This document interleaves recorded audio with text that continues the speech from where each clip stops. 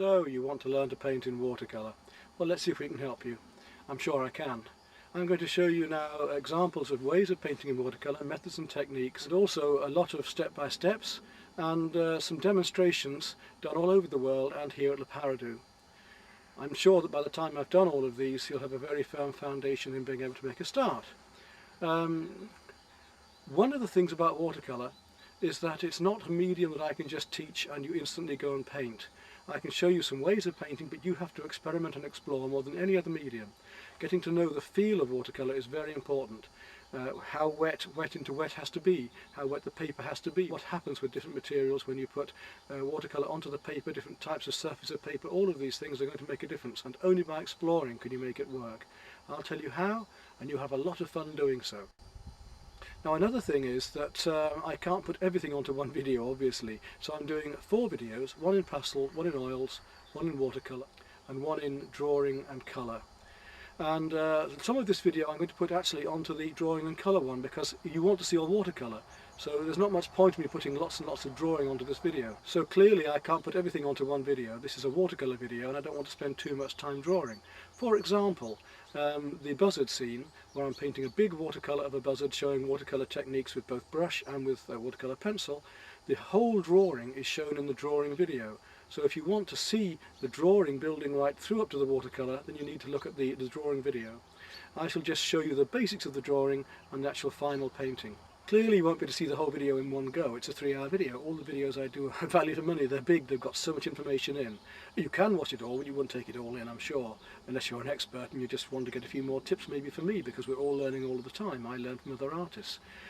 What you might need to do is then go through the video bit by bit. I've made it very easy for you, a big menu system. You can see exactly where every single part of the DVD is and choose to view which pieces you want. Okay then, let's get on. Let's go and get some painting done.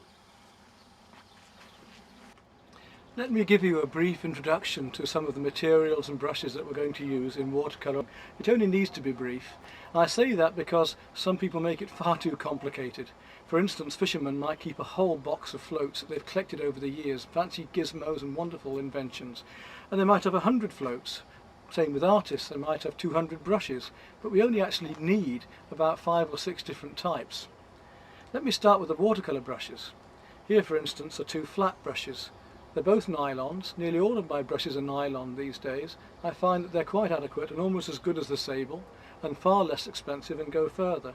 And one has different textures in them too, in this case a fairly stiff texture for working dry brushwork over rough paper.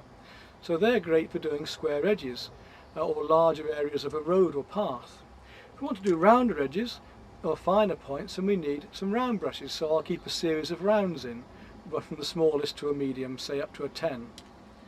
I also keep in these wonderful little brushes in 3 or 4 different sizes called sword brushes or knife brushes, and you'll notice that they have a blade shape one way and a narrow the other, and they're wonderful for doing figure painting or the legs and arms of figures where you can twist the brush to suit the shape and the flow that you're doing.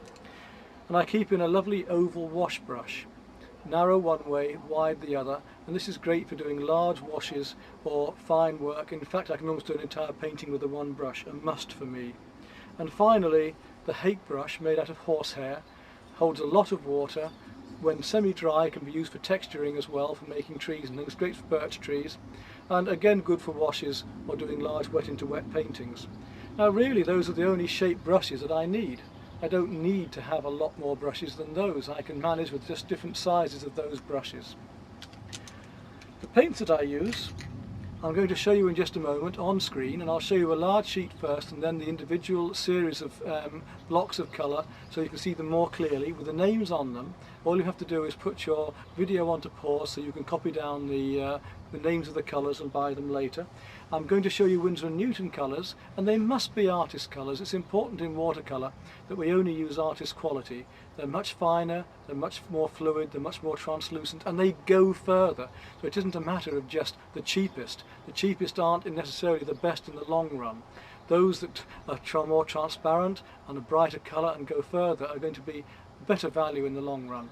So artist's colour I'm going to show you the Winsor & Newton colours, and the way I keep them quite simply for myself is just to put them in half pallets like this, where they dry out and I can just re-soak them whenever I want or re-top them up. These are liquid paints that I put in from tubes into these pallets. Let me show you the colours now. It may be an idea for you to pause your DVD player here so that you can actually write down these colours and look at them more slowly.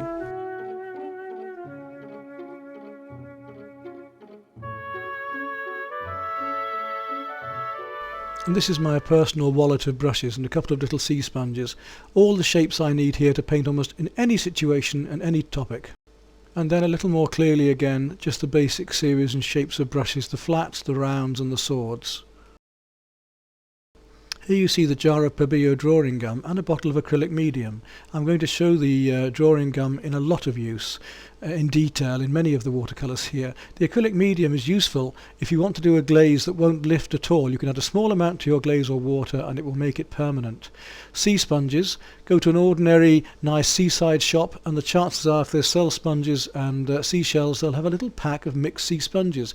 Much cheaper that way than buying them from the art shop. And one of the original papers ever made here, the papyrus. We're going to start looking at the different papers now, materials that you can paint upon. Watercolour paper is a very special paper. It isn't just an ordinary thin cartridge drawing paper. Here I show a selection of handmade Tibetan papers.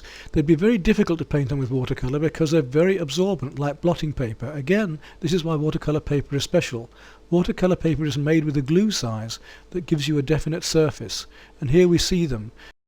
They come in three different surfaces: knot, which is in between and is neither rough nor smooth, hot press, which is smooth, and rough, which is the roughest of all. We'll deal with those in the video. You can also use watercolour pencils and use them just like coloured pencils and then blend them with the water afterwards, or use them for fine details. Once you've stretched your paper, you have many choices as to how you support the board the paper's on. Here I'm using an easel and an ordinary board where I've taped the paper to it. An easel's very comfortable because you have a small stool and can just rest an easel on your lap, or you can use an ordinary wooden easel, but it's more vertical. With an easel you're able to change the angle more for the angle of your picture. Here's a standard wooden easel with the painting more vertical, or of course you can just lay it on the table on some books or have a table easel. In this case you can see me resting just on my knees. But it's important to be relaxed and comfortable, as you can see here, although there are many situations you work in where that won't be so. As long as you're enjoying the painting, what does it matter?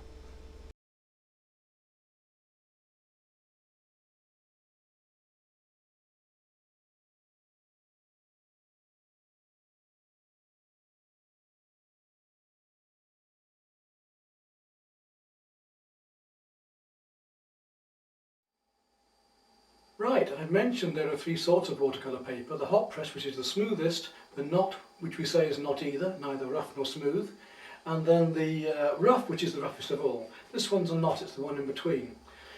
Not only is there the different surfaces of the paper, there's the different weights, and the different weights are the different thicknesses. A £100 weight is adequate for nearly all work, but you can go to 200 or £300, which is almost like card. Now, when you've got a thinner paper, like £100, you need to stretch it. You need to place it onto a board to support it and stretch the paper. It's adequate with a small sheet just to put ordinary masking tape around, but with a larger sheet you'll want to stretch it. This means put water onto it, both sides, so that the paper expands, lay it on the board and then put gum tape over. Now the trick to this is, if you have a whole reel of gum tape, you've only got to touch the edge of the reel with a wet finger and the whole reel is ruined, because later it'll all stick together. So with dry hands, cut the tape to the lengths you want for your paper, and then have them quite separate and be prepared to put the paper under the water. There's nothing fancy to it. All we do is take our paper, run the tap, run the water over the paper both sides,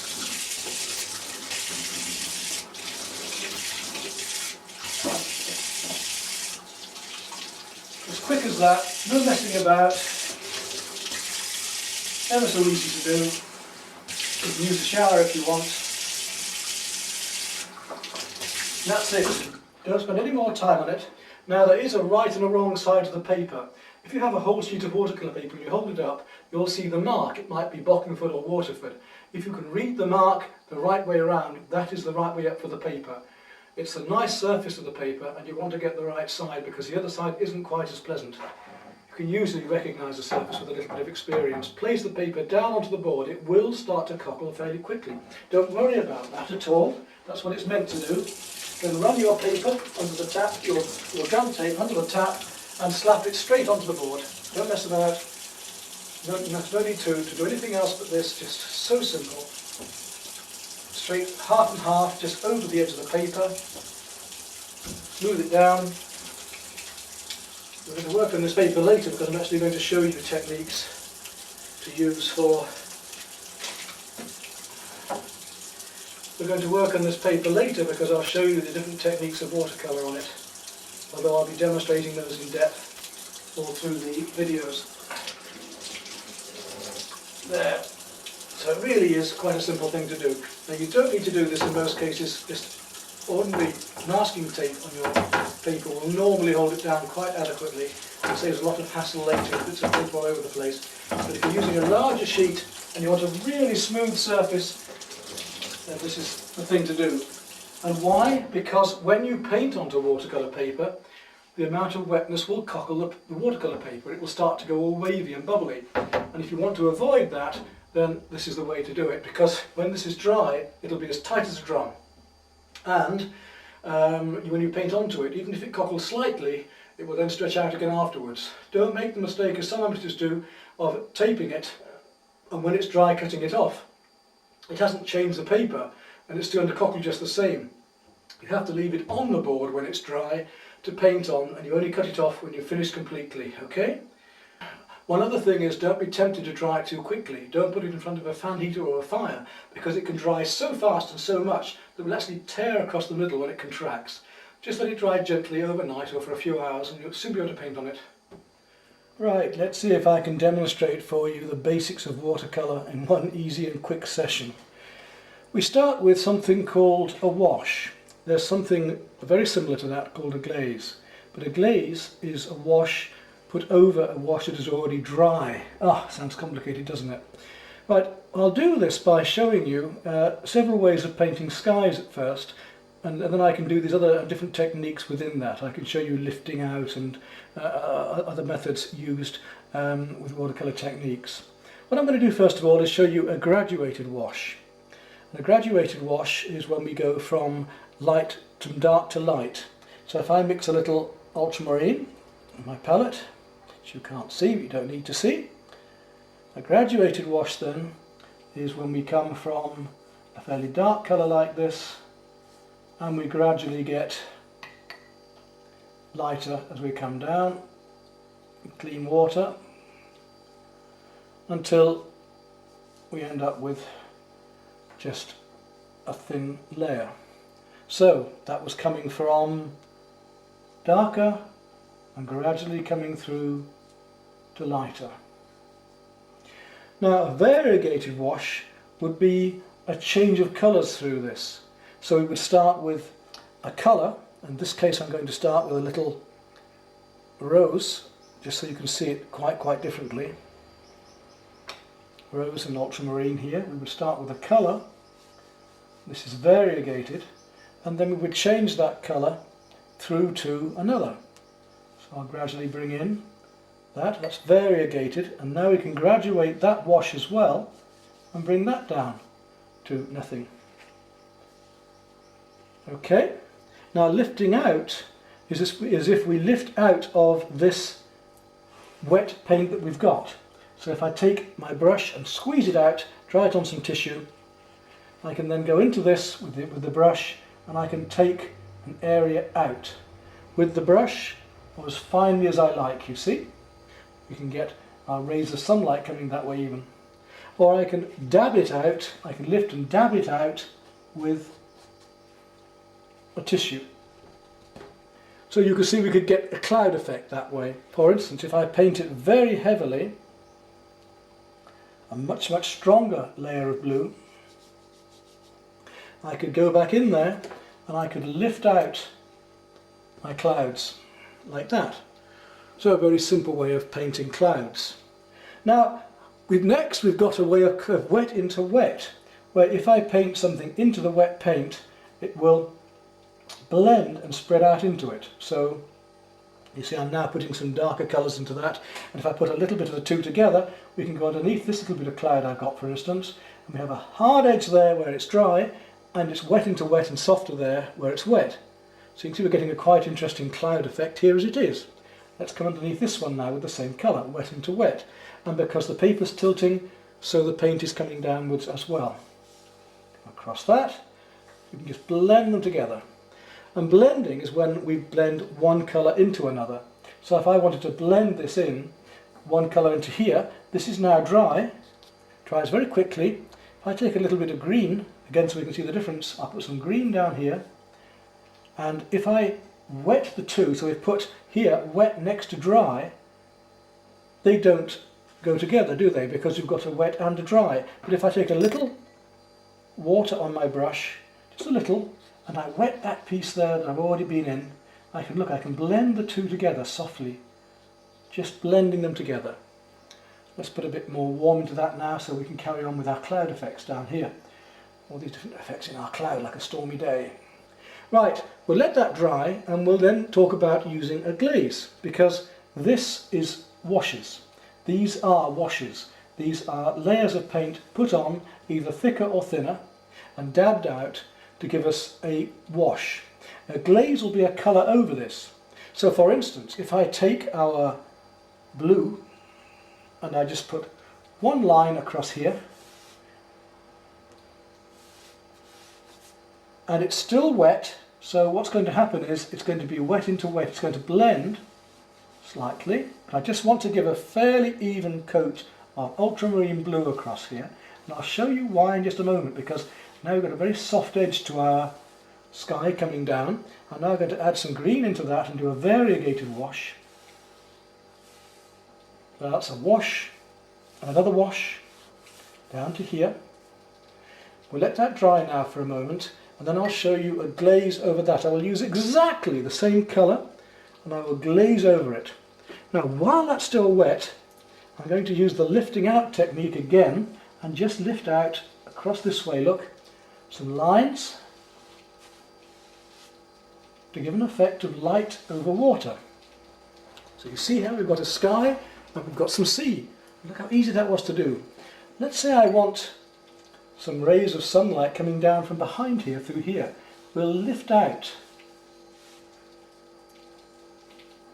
even with the larger edge of the brush, we'll lift out this light here as if it's shining onto these pieces of water, look. That will actually bring some down through the sea into there to come down onto that light. Just lift it out again, here again. There we go. So you can see how effective that can be. Now we let that dry. Okay, well this paint should be dry enough now to take a wash. So let's take exactly the same blue, the ultramarine, at exactly the same thinness. And I'll show you that because I'll just put it down below here in another line. There we go. Oops. There we go. Exactly the same one. Now where it overlaps, the top one, look, it goes a tone darker. So we know it's the same consistency. If I do the same up here and put in some areas in between these rays of light, again we can get the effect of shadow happening.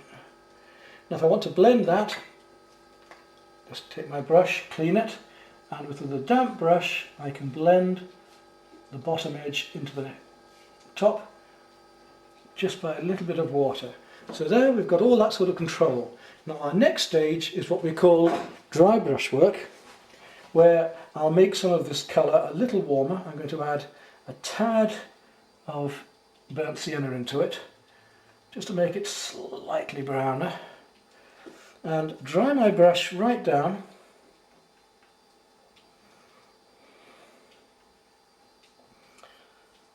So that the brush has only got a certain amount of paint on it, and just, this is a medium paper. Now I already said about papers that you have the smooth, the medium and the rough.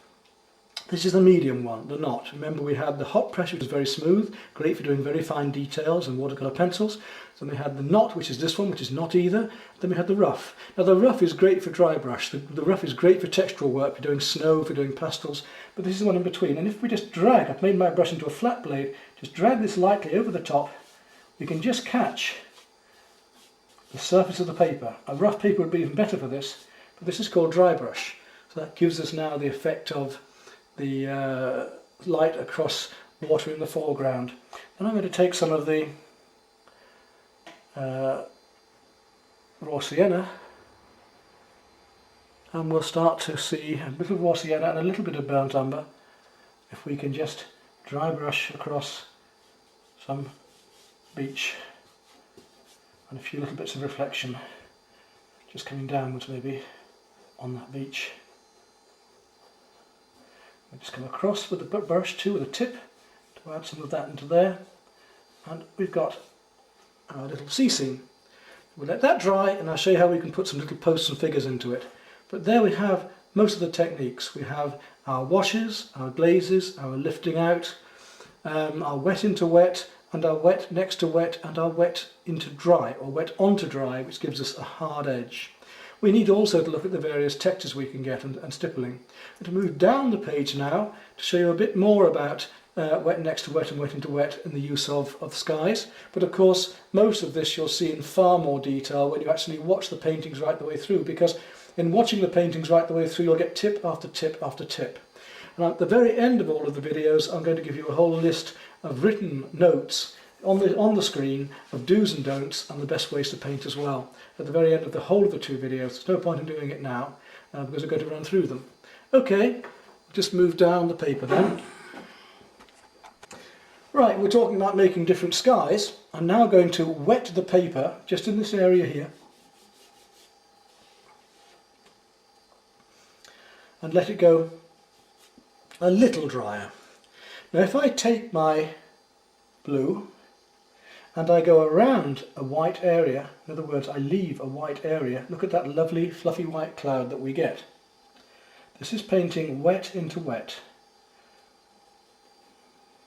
I'll have another one behind. And as I go back, I'll now change my colour to cerulean blue, which is a lighter, cooler blue, and I'll carry on doing the same down here, leaving white bits behind. Look at that lovely effect we get of one colour going into another.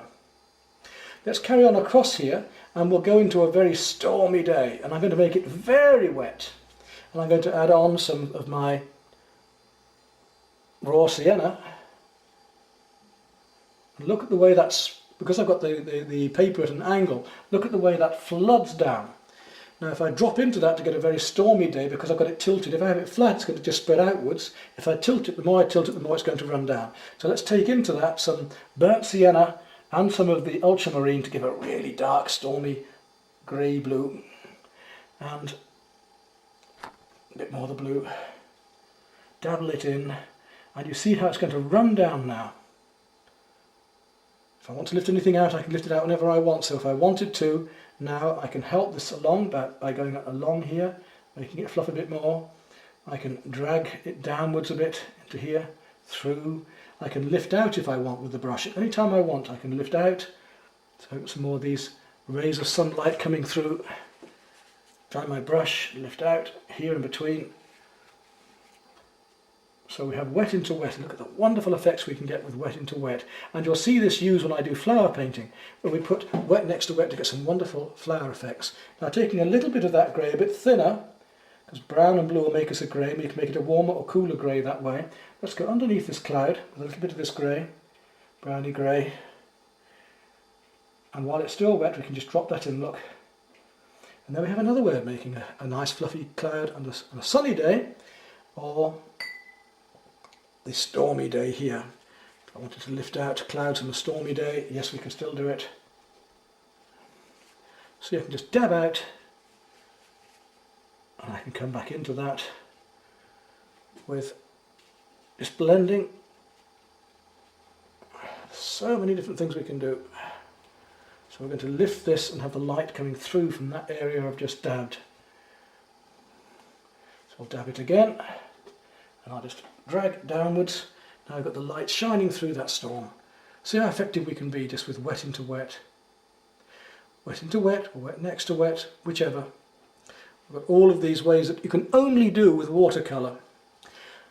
We would come down to doing so many more details in watercolour. How to paint trees, how to paint rocks, how to do... Oh, there's so many things we can do. There's only so much I can show you in one day. But what we can do is look at what the different brushes will do. This brush, when it's used flat, will give us a flat mark. The same shape as the brush. If it's used that way, a thinner mark. So we can use our various different brushes for the different brush shapes. If I want a square brush in a square window, I can use a square mark or a small square brush. You'll see me using this when we paint some houses later.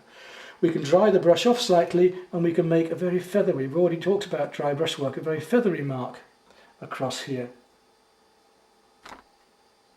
Like so. You see, just with the stipples of the brush. If I take a big hake brush, that's a nice big horsehair brush, this one, then look at the stipply effect I can get with that. Or I can go sideways on and I can make trees out of it. I can make it a bit wetter. Let's take some green onto there now. A little bit wetter. And if I start to drag it more, the branches of a fir tree, for instance. But I will go into that more in detail with the drawing and colour video, because it's not possible for me to do everything in one video. I'm going to give you demonstrations of painting trees and painting water, and in nearly all the videos I do, we cover most of the scenes and areas anyway. Right, might as well make something out of this while I've got it, hadn't I? Let's take a little bit of Aureolin yellow, which is my great, because I'm using a huge brush for this, really, aren't I? Aureolin yellow, which is a lovely light yellow, and we'll just put in a bit of, mix that yellow and the green together to make our little tree coming here. Then I'll come back into that and just showing you how I was just doing it with the brush coming across. We'll just put across some fir tree there, and we'll let that dry off, and then we'll put some branches in. While I've got the yellow on the brush, again, we'll come across here and put a bit of land, and then go back to my oval mop, because that's my favourite brush. We can just lift out the horizon here, lift it out so it's lighter and drier, and then I'm going to go back again, and with a little bit of a purple, so I'm going to use some of my alizarin with some ultramarine. We'll just put in some distant hills here, and I'm going to go at the tops of the hills like that, and then you see how wet it is. It's just fading for me because it's still fairly wet, and then I'm going to come and just put some shadow into those hills so it looks as if the rain's coming down into them. And when it's dry, I'll come back again and we'll just make some of the edges a bit harder. Now we'll blend those down as if it's misty down below. So a wet brush, a clean wet brush, blend it down. And then we'll come back again as if there are other hills just showing through the mist here. Maybe there's a few little trees. We can let the brush do the work. Trees coming down here. So you see the effects we can get. We'll tighten that up in a minute when that's dry. Now I'm going to go back up there again. Liz up to our little beach scene. And take a small round brush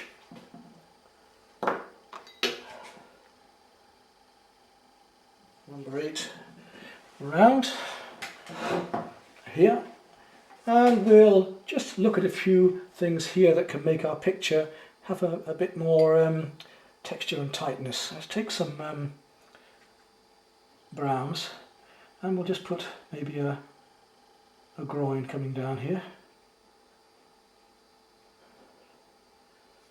Something just simple to give you an idea. So a little bit of ultramarine and the burnt sienna. And we'll just put that in there. And there'll probably be a little bit of reflection coming down from those as well.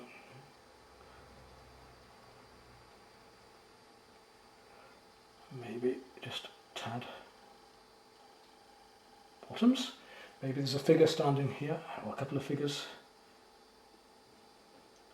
We'll just put them in one colour, we don't need to go fancy. And little bits of pebble and rock in the foreground. Maybe they're just reflecting a fraction too.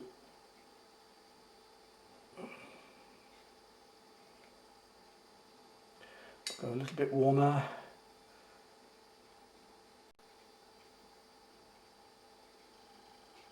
And we've got an instant little beach scene, and how simple that is, yeah? Okay, oh, I know what we need. We can't have a sea scene without a couple of little seagulls. We'll just flick in a couple of little seagulls flying past over here. There we are. Fun. Do you think we should have a boat as well? I think that's pushing it a bit, but okay, we'll have a little boat.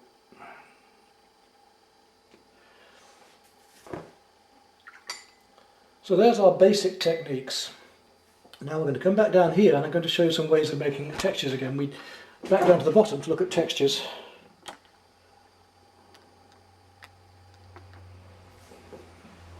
Right, we showed how to do the textures just here with the brushes, but we didn't look at the sponge. So I'm just going to make our dark colour again, a dark warm, with some ultramarine and some sienna, and this is still a bit wet, but I think we'll just be able to drop in a little if we don't make it too thin. Right, because I just want to get some branches coming into this little fir tree or birch or whatever we're going to call it, because I want to add some leaves onto this to make it a bit more textural. So you can see how we can do that. And again here I'm going to do the same. I'm going to bring up some, because this is now dry enough, you see, to put a hard edge over the soft. We've made the soft, we've made the wet and wet. Now we can come in with something slightly harder. You must remember that when you're painting light leaves in watercolour, you must paint them first. So if we wanted an area of light leaves here, we needed to paint those in first, as I did here. We can't paint the light colours on top afterwards. We can if we put pastel on or gouache, but in watercolour we paint from the lights to the darks always. The white paper is our lighter colour. If I want a pink, I mix a thinner coat of red and put it on. If I want a light blue, I've got the cooler blues, but if I want a lighter one still, I don't mix white with it. We don't use any white except for the white paper. The lighter we want it, the thinner we paint it. The darker we want it, then the thicker we paint it and the darker the colour. I'm going to come back to these trees in the background here a little before I go on. I said I would just work on those using a very thin wash. We'll just put a little bit of some trees coming back up over here into the distance. I'm going to use some cobalt blue now, which is an intermediate blue, a nice, there we go, look, and we're just making some trees that can come up through behind this mist into those. There. You see how effective that can be. Distant mountains here, and we're just in between, we'll just make those a little bit harder. Just a slight glaze, remember what a glaze was, of colour, just to soften into there a bit in between the misty bits. Okay, now sponge. Here's my sponge, nice sea sponge, and I want to do some texturing. So I'm going to mix up some paint in my palette. I'm going to mix up some nice deep green. I'll take some sap green and a little light green first and then some deep green after, and on the end of my sponge just dabble that on. You see the effect we can get, look, those leaves. And here the same. So we've got all sorts of ways of making trees, but again I haven't got time to go into painting every different sort of tree here. You'll see some of them on the videos, and later on when I do the drawing one, maybe I'll go into more detail in painting trees and plants and flowers, but you've got it in detail on the flowers anyway on the video. So let's go a bit darker now with our green, adding some more blue and a little more brown to make them darker. And again, we'll take my sponge and we come in, giving the texture of that tree. We've got an instant picture. Go along here. Yep, there we go. So easy. Instant watercolours. And the basic techniques that you need to know. Masking fluid, again we're going to look at, although I lifted out some of the colours here. If we put a liquid latex on first, and to put that on we use a modelling tool, which you'll see later, and then when it's dry we can paint over it and lift it off later. You can use candle wax as well to lift out light areas. You could put candle wax over these colours and paint over the top. The disadvantage of candle wax, even though it's clear, is that once it's on, that's it, you can't get rid of it. We can scrape into the paint also. We could use a knife blade to scrape into the paint while it's still wet and even move it about and make rocky effects. Why don't you experiment? We could make this full of colour in a sea, lots of blues and greens, and then put some cling film or plastic over the top and wrinkle it all up and let it dry.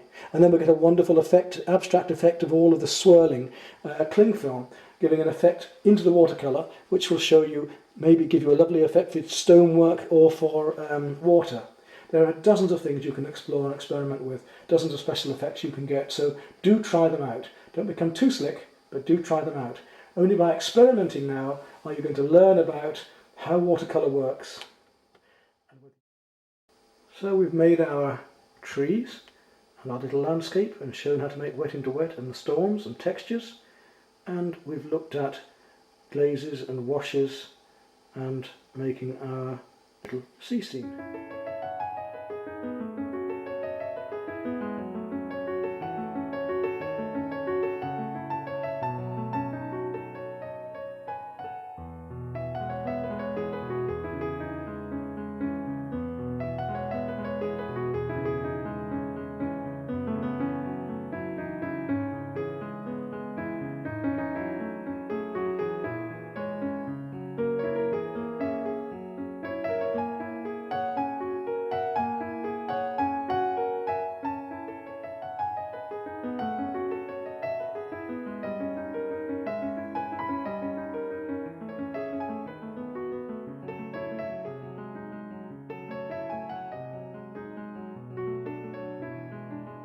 And let's just jump right to the end of everything. I think we need to look at mounting as well, or as Americans call it, mats.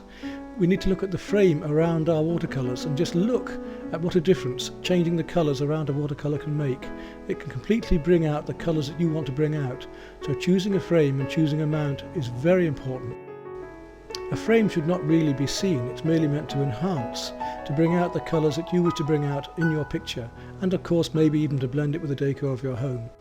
So when you go to the framer, ask him to show you some corners, and he'll bring out some different coloured mounts which fit onto the corner of your painting, and you can try them all out together to see which is the best variety for you. Dark on the inside and lighter on the outside usually. Let's look at these methods in my own paintings. Here's some wet into wet techniques.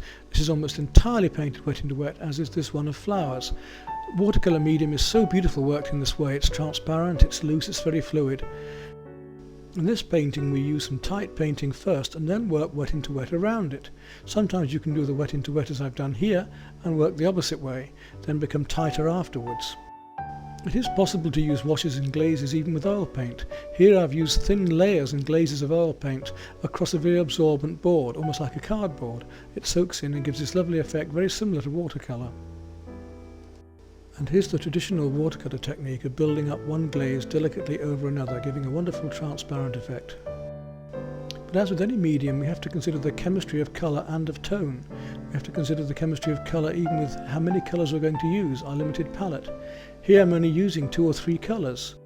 In both of these paintings I'm just using ultramarine, Prussian blue, raw sienna and burnt sienna, and it gives a wonderful coherence to a painting.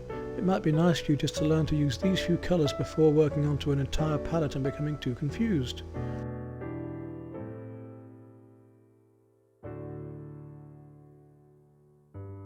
I thought it might be nice for you to take a look at the effects we can get from using different mediums, but let's not forget that we can use many of these mediums together. We could use stick and ink as shown here, which is a very fluid way of working, especially in a zoo with wild animals or moving figures. We could use that with watercolour because the Indian ink with the stick and ink is waterproof. This is a pastel. We'll be seeing later how we can use pastel with watercolour or even pastel with water. And this is a very simple tonal study, just using white chalk and charcoal on black paper. Here we see that traditional watercolour again of the same subject matter, delicate and very light, and showing the difference between the mediums. I feel it's very important that you stay open-minded and experiment. These few paintings were done in Norway using mixed media. They're watercolours with chinagraph pencil and then pastel worked over the top. The chinagraph pencil is very useful because it's semi-waterproof, so we can put the chinagraph pencil on first, as here, then do watercolour and then finish off with pastel over the top of that. You can even blend that pastel with water afterwards. Pastel that's been used and blended with water becomes fixed, as here, where I've used a chinagraph pencil. With this very tangled and complicated work, I've used chinagraph pencil first, then watercolour pencils, and then blended with water afterwards. I try to use my different mediums to suit the different moods and places that I'm painting. So here we use the very soft wet into wet techniques, and then exactly the same scene here done in oil paints, and look at the difference that the medium gives us. Then again back to the same little lake near Lomond, and using the wet into wet, but using the wet over the dry to give harder edges and more detail. Earlier I talked about painting some of the points in detail, like the figures and the windows and some details in this painting, and then painting the wet into wet afterwards. This technique is used in both of these paintings, where I paint some of the details and then loosely around it. The same here. The figures are painted first and then very loosely around them. We need to try and keep a certain freshness and lightness with watercolour, and you can do this with almost any subject matter. It's important to know when to stop with watercolour, not to keep fiddling with it. Mind you, if you do lose a watercolour, it's possible to come back and overwork with pastel to give a life back again to your watercolour. Let's look at the different way I've approached various subjects by a few simple step-by-steps. Here we can see how I've done the sky first and the background to the distance, and gradually worked the glazes up and the washes up until I get my details at the very end. Next is a step-by-step showing the limited palette again, and some of the things I've already done in my first lessons. Here we have the lifting out, the wet into wet, and then gradually building up the clouds on top and working up the background hills. The mountains have also had the snow lifted out, and we've blended the cloud effects down as the mist comes down the side of the mountains. Then we come down to the reflections in the water and repeat a similar process, but this time making a few more verticals before lifting out some horizontals to give the feeling of the surface of the water. And at the very end we come to the foreground and work in the wet into wet foreground on some textures. Here's a little study of mine done in watercolour and with pastel over the top. Not a patch on Monet's, I'm afraid, but still I enjoyed it very much. You've seen me using my rapid watercolour techniques, but here's the methods used more traditionally, of blocking and gradually building up a watercolour, and how I've drawn and then built up the painting of the flowers section by section, gradually building up each part and blending and glazing and overworking them until I have a final large, very detailed painting.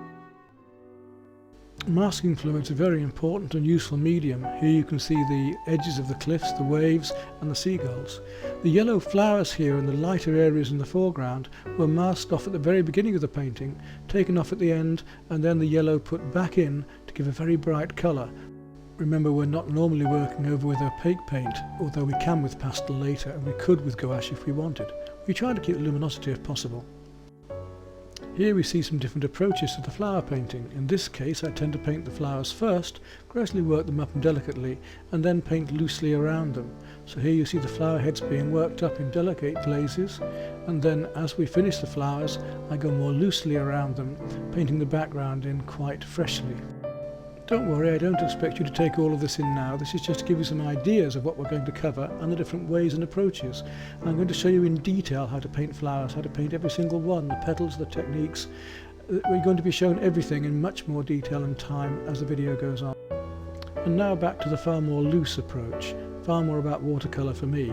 I love working in this very loose way, it's very lively, and as I say, it's very hard to achieve anything like this with any other medium than acrylic ink or watercolour. Here again we have a very atmospheric painting of two little dinghies in Wales, worked up with a very loose wet in wet technique. This next painting shows several techniques. We start off with the Chinagraph pencil, straight onto the white paper, in this case a rough paper. This is a scene in Lincolnshire with a wonderful chance to use a one-point perspective. It's a snow scene, and when I've finished doing the drawing, I continue into the watercolour, and then while it's still wet, add some ordinary sea salt, some good rough old sea salt, and you see the textural effect it makes. We can get various textures by using sea salt or putting even plastic bags or tissue over the top. And then I've lifted out some of the directional marks along the road into the snow with a dry brush. The next two examples show a painting of a beech tree where I've used a splatter technique. The painting on the left is a wet into wet, and once it's dry I take paint and splatter it gently with a stiff brush to give the effect of the leaves all over the picture. I also use a little bit of sponging. Here's some examples of pen and watercolour, or pen and wash. I prefer to advise the use of the pen first, and then using watercolour gradually working it up. If you use the watercolour first, people tend to use far too much pen, and it looks like a chicken's been scratching around on the paper. You can use an ordinary old-fashioned pen nib and a holder and Indian ink, but these days there are so many instant pens with little fine tips you can buy.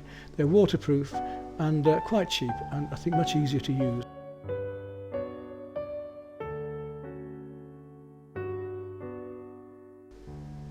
When you're painting wet in wet, of course, if you tilt the paper you can get some wonderful effects as the paint dribbles down the surface, and by tilting the paper in either direction you can make the paint run the way you want to.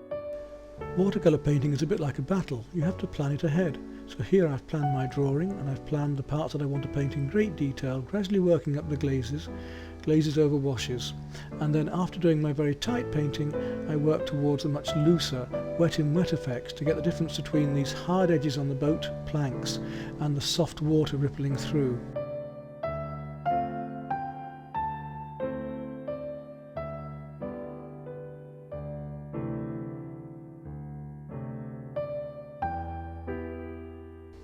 And back to our mixed media again. We've seen the use of stick and ink. This is brush and ink, brush and Indian ink, and then after doing that I've added the watercolour bit by bit to give a very strong, vibrant, almost coloured drawing.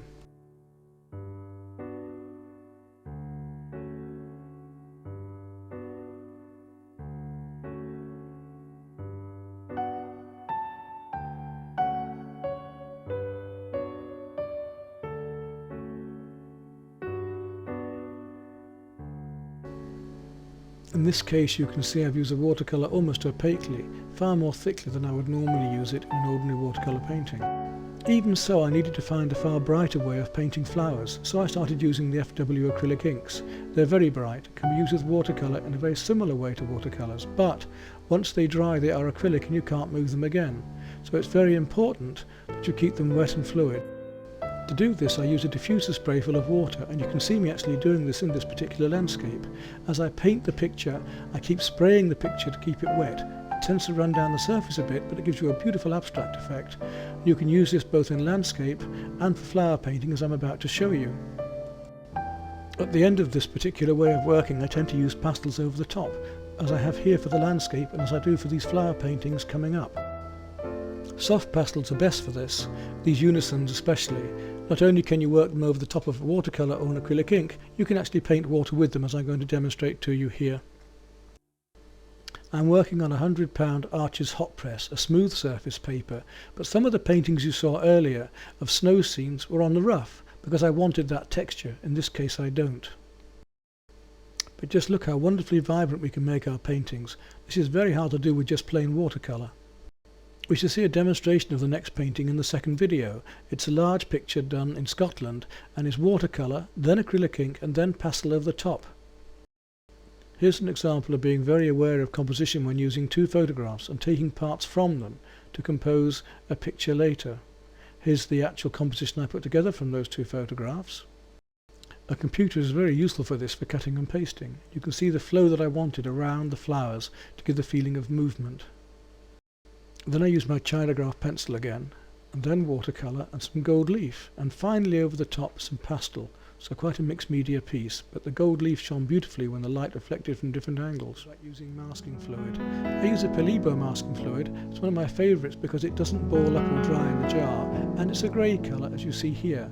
You can put it on with a stick. I wouldn't advise a brush, because if you use a brush, the brushes tend to ball up and get clogged up with it afterwards. It's very hard to get it out.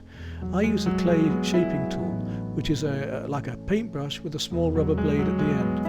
You've seen this in more detail and you'll see me using it later. Make absolutely certain that the masking fluid is dry before you start painting, otherwise not only will it lift off, but it'll get on the end of your brush and make a complete mess. Also beware of putting the masking fluid out in the sunshine. If you're painting out of doors, then if it gets too hot, the masking fluid can melt right into the paper, and again it's very hard to get it out. Otherwise, wonderful stuff and very, very useful. So what is masking fluid? Well, basically it's a liquid latex, like a liquid rubber, and you paint it onto the paper and it's supposed to stay just on the surface. Once it's dry, it can be removed, and then the clean surface of the paper underneath can be painted on again. This means we can paint an entire painting, take our time, and then come back later when the whole painting is finished, or at any stage when it's dry, lift the masking fluid off as we're going to do here later, and then repaint into it. You can use this very finely or in larger blocks as I have here. On this particular watercolour I'm painting very loosely because I just want a blurred, soft, out of focus background. Then once it's dry, I shall remove all the masking fluid, and in each of those spaces, which I've worked out carefully, I'll paint much more detailed flowers. Even then I'm going to work fairly loosely at first, using a wet into wet technique and gradually tightening up to each petal. Although I'm going to paint into the white areas and continue with watercolour, it would be quite possible to use other mediums, or even other watercolours. We could use watercolour pencils, where we could actually shade them in and leave them alone, or use the watercolour pencils on top and gradually blend those in with water. A beautiful way to use watercolour pencil. Okay, let's start removing the masking fluid. I prefer to do that with a cloth, either a handkerchief or another old cloth, but to use your fingers it can be quite hard to get it off, and you don't want to start rubbing the paint itself or lifting the surface of the paper. I find that a cloth catches the masking fluid well and drags it away from the paper.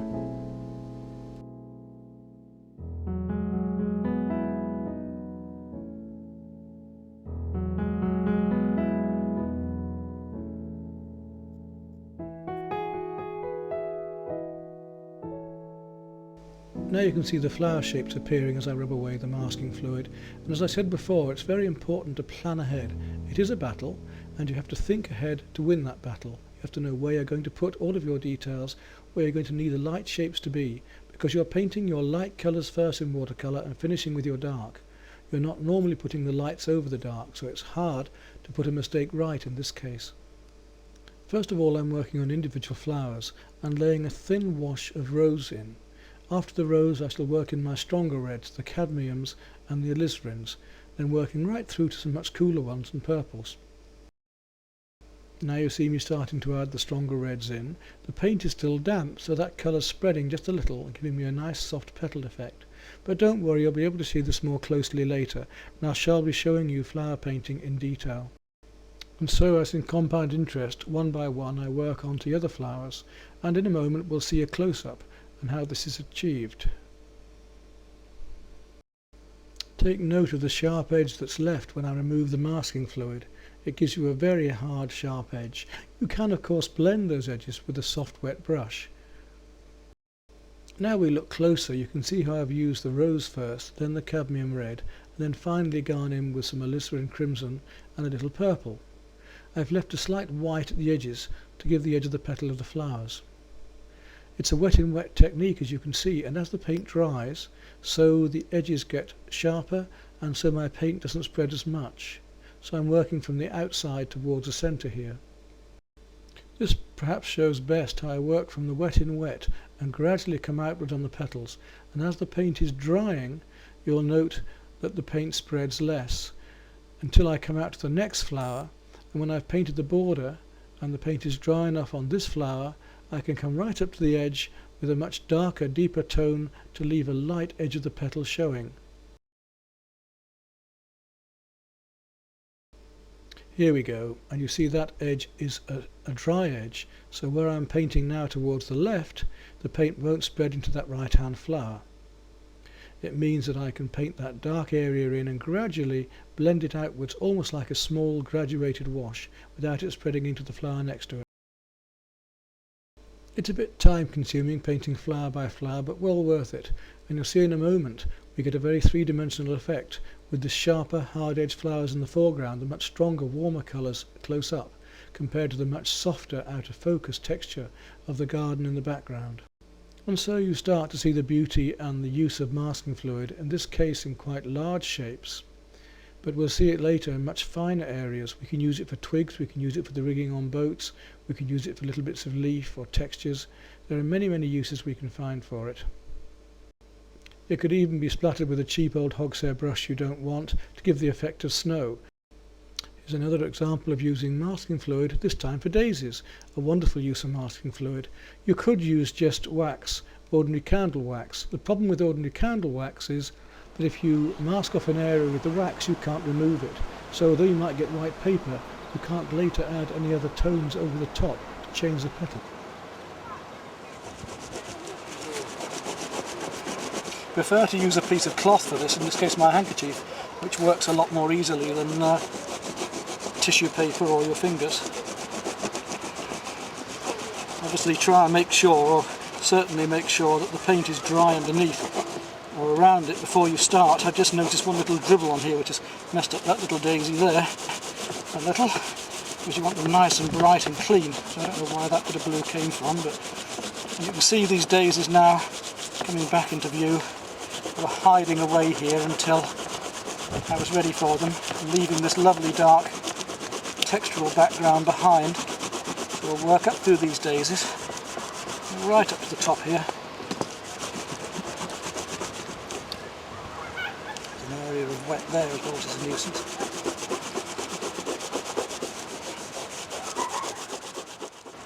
So now you can see the wet into wet background here, and the way that the masking fluid has left these textures, and I've dropped in the quincadrone yellow and the burnt sienna, and then some burnt sienna in amongst the delphiniums here to draw the delphiniums forward a bit because they were being pushed too far back.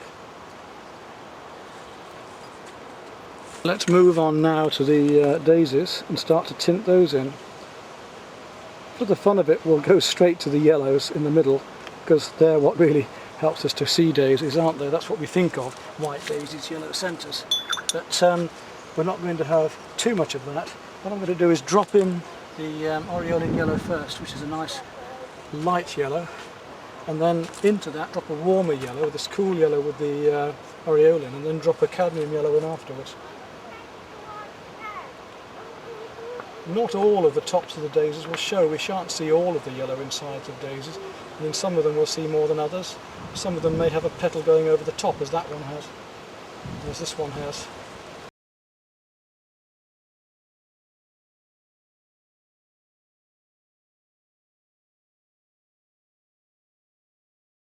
But they aren't just white daisies, they've got various warm and cool shadows going on in between the petals, which I need to bring out.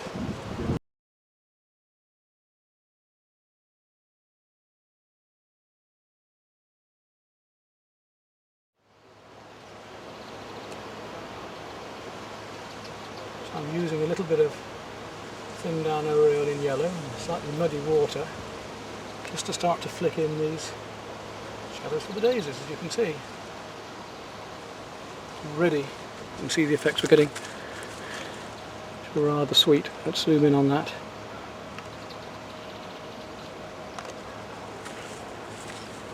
Now some of these are going to be warm and some of them are going to be cool, and I should be able to do all of the shadows either with the cerulean blue or a little touch of rose mixed in.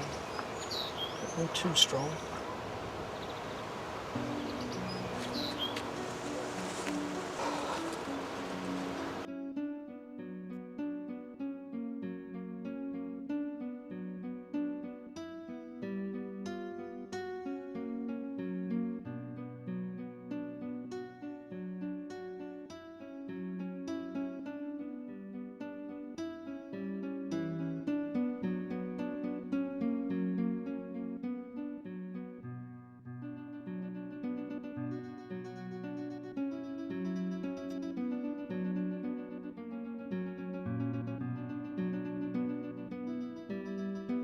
So although the daisies almost look as if they've been painted on the top, they haven't. They're the white paper showing through, and it's a fine example of the way that we don't use whites in watercolour.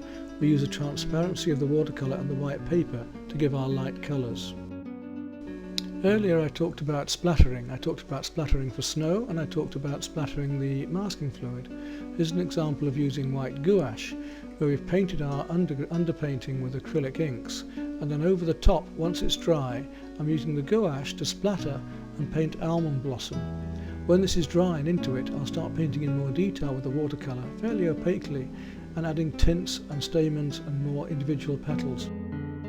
For those of you who don't know what gouache is, it's like a cross between watercolour and poster paint. It usually comes in liquid in tubes or in jars, and it's thicker than watercolour.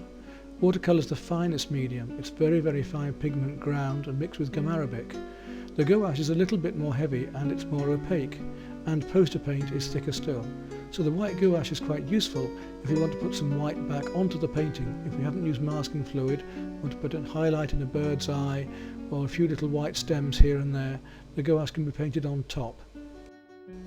You could use white acrylic, but the problem might be that it might be a bit shiny and plastic, and also once acrylic is dry you can't remove it. The gouache can be softened and removed, as can watercolour. To give a hard edge when I put the wet into wet background on, this gives me a nice blurred out of focus water shell on Buddleia, and in this case a painted lady on the background, and sharp edges here for the butterfly. Let me show you how that's done, and then two more examples. Here you can see the butterflies are drawn out and the masking fluid has been put on and allowed to dry. So I'll paint my wet and wet effects in, then the butterfly, then rub off the masking fluid and paint in the details and the delicate colours of the flowers. In this case, a small tall same. You can see the soft wet into wet background, and then I can pick out over the white paper that the masking fluid has been taken off. I can pick out the lighter colours and put in the darker ones in between. It's quite effective, isn't it?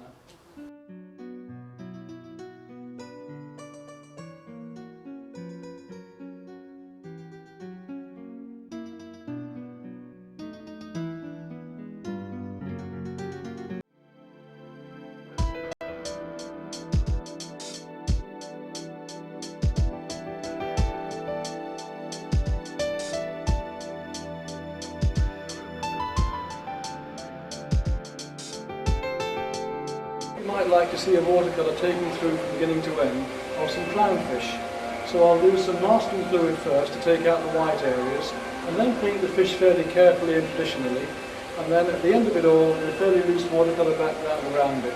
Quite simple, and I'll show you the various stages of working up a watercolour here. I think there's only a need to use two brushes. I'll use my oval mop and a number 8 round brush on this, and start with a larger oval mop and then narrow down at the end to smaller details with the round. If I work quickly enough, that means I can blend in some other colours before they dry off without getting a hard edge, which I don't want.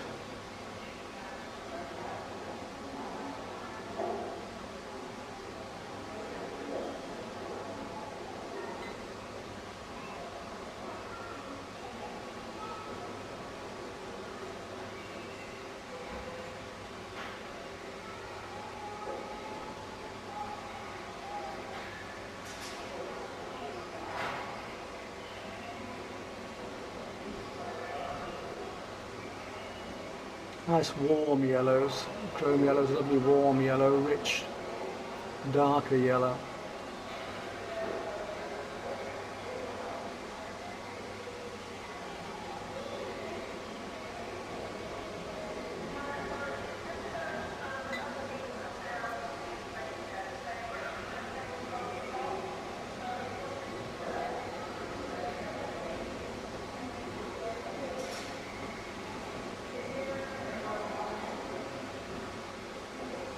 We're using a 300-pound knot paper here, so I haven't had to stretch it, it's only been taped down.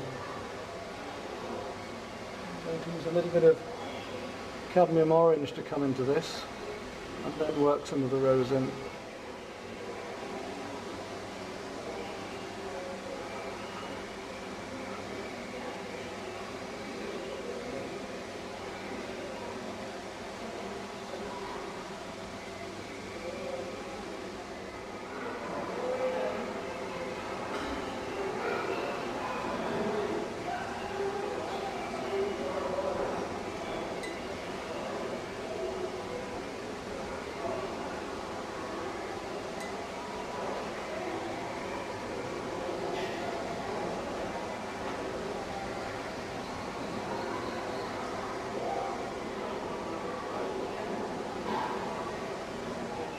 brush on that one area there that I stupidly missed out.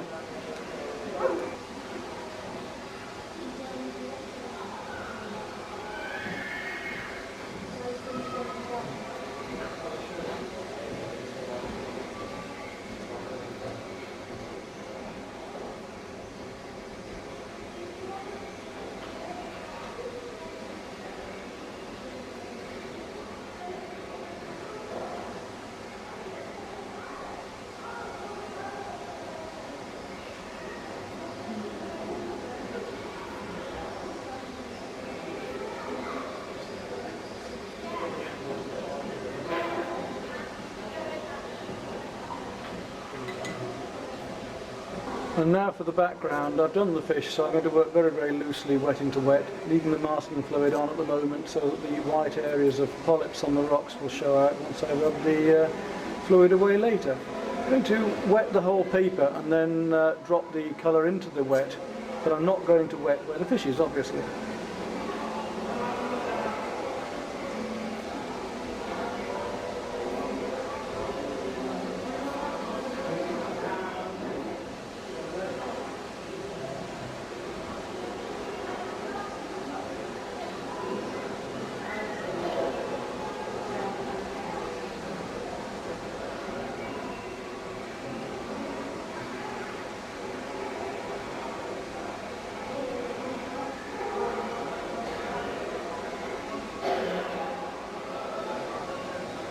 On now. See the texture to it.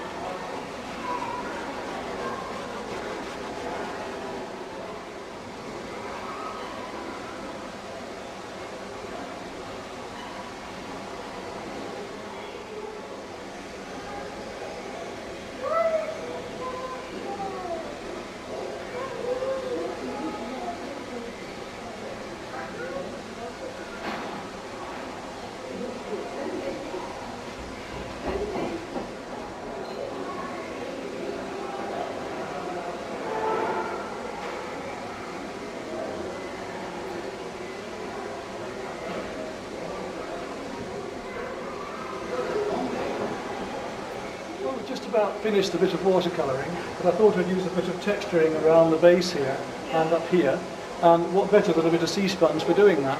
Sea sponge for sea work. So I've got a nice bit of sea sponge. You can see the texturing all around here, which with a little bit of watercolour dabbed onto it. Don't overdo this and be careful about making the pattern too continuous. So just dabbing a bit of texture around the bottom to lead the eye in. So we've played warm against cool, and now we're playing rough against smooth. We've played light against dark.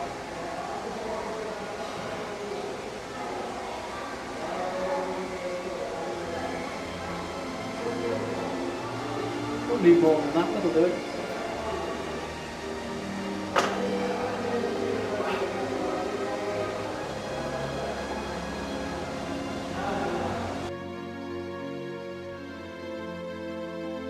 Now it's time to see different ways of approaching landscape. I think we'll start here in Florida in this marshland. Lovely place to paint, full of wildlife, fish coming up in the water, birds around us and even small crabs. As you see, I'm using my easel again, which is quite comfortable. I've done a very light drawing and then added some masking fluid. The grey marks at the bottom are the rushes and reeds that are masked out that I want to show light later. You'll see me working into those areas when we rub the masking fluid away later. As soon as the masking fluid is dried, I've taken my big oval mop and given the whole of the sky a wash of clean, clear water. Leaving some areas for the white clouds, I've then dropped in raw sienna to give a nice yellow tint. After that, working up in my ceruleans and into my cobalt blues. Coming down towards the horizon, I've started to use some rose into the clouds as well, mixing some of the rose with a little cobalt and eventually even a little burnt sienna. Still using little rose, now you see me using some ultramarine and some of the burnt sienna as well to make our mild soft greys, and I can make those greys cooler or warmer by adding either more blue or more of the brown. All of this is being done with our wet into wet technique, as you can see, and as the paint dries in the natural breeze, I can gradually make the edges harder and harder. This will give the effect of clouds being closer to us.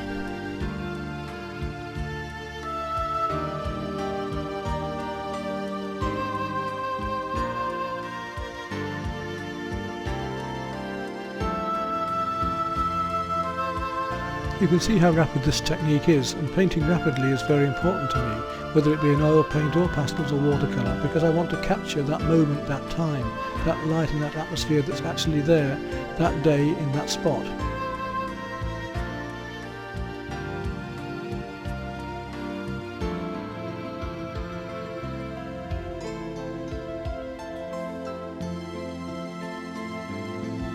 You'll notice that I've also enhanced the shape of that block of clouds to mirror some of the shapes at the bottom. This aids our strength of composition.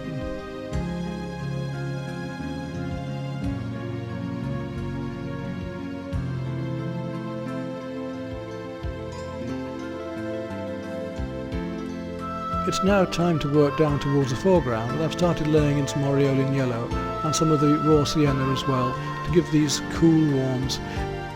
After adding some of the distant greens, I then come straight into mirroring these lovely blues and greys in the water in front of me. It's easy for you to see the technique that we're using here of working up from our lightest colours to our darkest. We're gradually putting on the washes and the glazes, and then working up from the cooler to the warmer colours and the stronger pigment. Another thing you'll see is that I haven't even needed to change the brush once. I carry on with my oval wash brush right the way through this painting to the very end.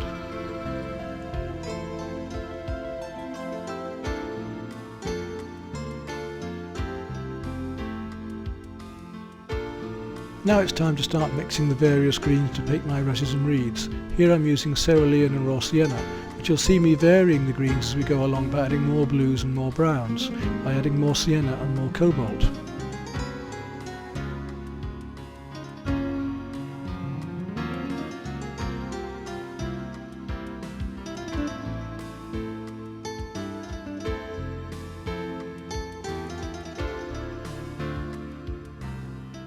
In this type of landscape, although it looks very complicated and full of thousands of tiny rushes, reeds and insects, we don't try and paint those details straight away. Let's go for the effect of atmosphere and light at first. We put our masking fluid in to give us some detail, and when the painting gradually dries off we can add more and more detail over the top.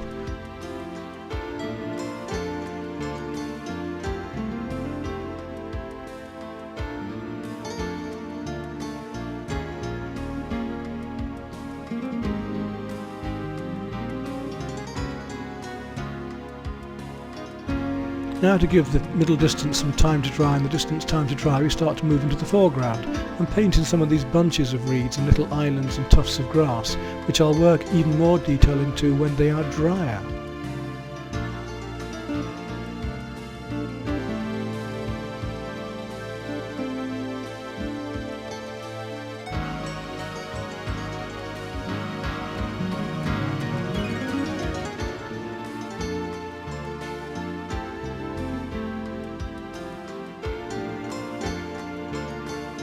Now I reverse that procedure and leave the foreground to dry and move back towards the distance. Because that's slightly drier now, I can now start to paint into the horizon.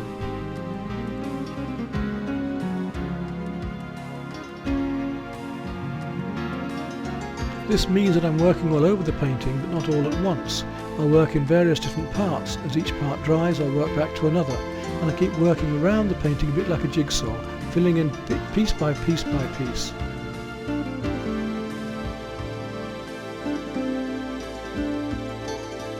In the middle left distance you can now see I've added the little bunch of trees using my aureolin yellow and a little bit of cerulean.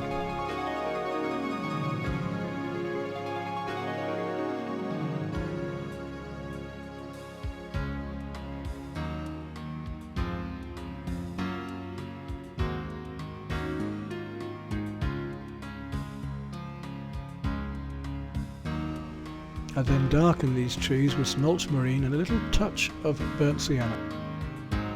Perhaps you've noticed that I've also changed brushes. I'm now down to a number 8 round brush in order that I can paint these little blades of grass and rushes and stalks in the foreground.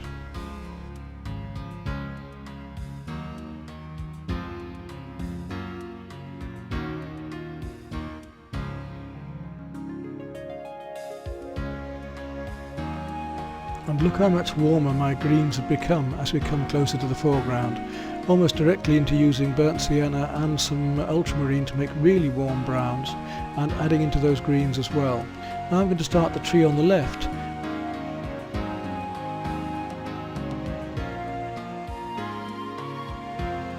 I'm starting to use a mixture of sap green and aureolin yellow, plus still adding in some of the raw sienna to keep it warm.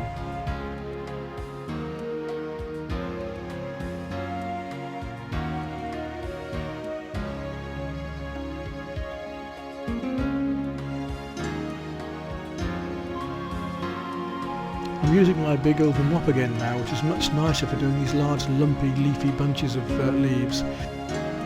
I'm adding burnt sienna and ultramarine to my greens now to really get my darks.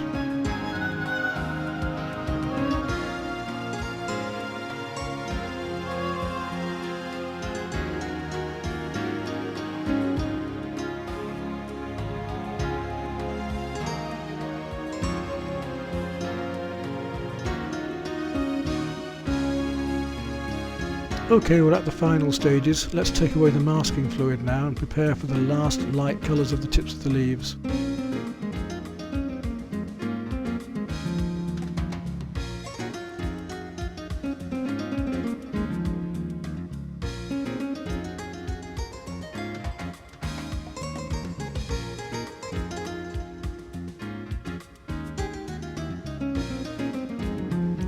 A slight wash of aureolin yellow first with a little raw sienna, and then we'll start tinting the greens in.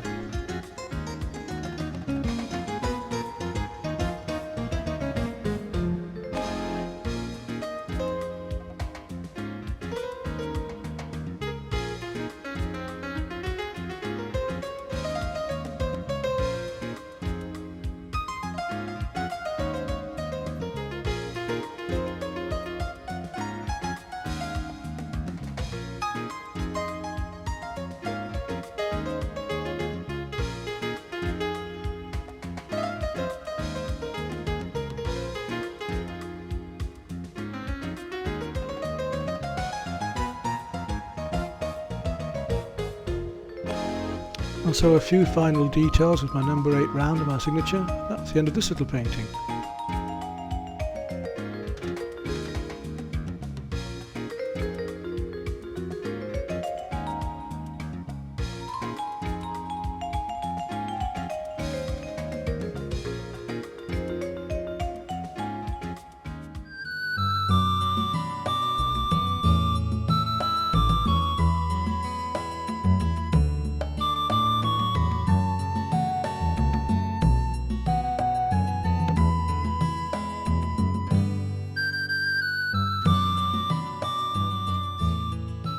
Okay, we're going to use a hake brush on a £100 Archer's watercolour paper, a hot press, a smooth surface.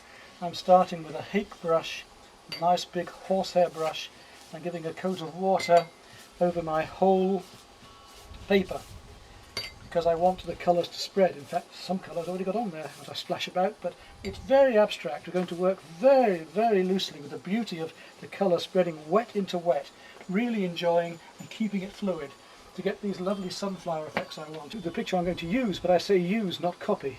So still watercolour technique because we are going to work onto white paper without white paint. We're going to use these acrylic inks, which are rather beautiful. You see them there set out, We come back to the paper and we do the sunflowers first, not drawing anything, I'm just doing totally loosely, my light colours first. So let's drop in these beautiful sunflowers and let them spread out. Now we have clean colour and we work outwards. If I do work vertically sometimes with this sort of painting, and it spreads and trickles downwards, which is beautiful for a very atmospheric landscape, say for instance in Scotland, where it all spreads down, and it's quite nice to pull it back together again. Here I want the colours to spread outwards, and I don't want the paper to dry yet. I want to keep soft edges. So I have here a sprayer, which is great fun because I can just spray the effects to keep them wet and to make them spread even more if they start to dry. Be careful though if you're working vertically on this. I once did a painting like this for a group of children in New Zealand, and if you put too much water on and it spreads, it just trickles down the paper. So I had a beautiful green cow and all sorts of wonderful things going on, and just sprayed that little bit too much water, and a few seconds later, not at the time, all the way down the paper. Great fun, but not what we really wanted. So working at these flowers nice and loosely, just blobs for the effects we want, just feeling intuitively where I want them, not necessarily just as the photograph is, but as I want them. Now you see it's getting too hard edged there. It's very windy out here today and it's drying very quickly, so I'm going to put a lot of water on there to spray it down, because this paper is drying ever so fast, and I want to keep it fluid. I want to keep all of these colours blending at the moment and gradually drying. Now when they're drier, then I can come back in with a box of pastels and work and tighten up loosely with the pastels at first, gradually getting tighter. As I've said before in my videos, if you work loose, if you start loose and finish tight, you have a total choice. But if you start tight, you cannot go looser very easily.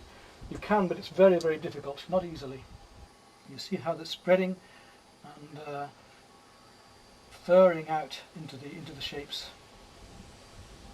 If it gets too dry, I'll wet it again, but at the moment the sun's drying it quite nicely. The wind and the sun are drying things quite nicely here.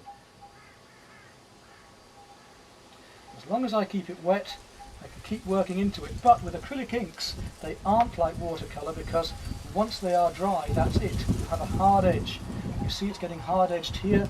Once it's dry, you can't get it to go wet again with acrylic ink. Acrylic ink is acrylic, and once it's dry, that's it. You have a hard edge, you can't blend it again. So we have to keep them wet, otherwise it's finished.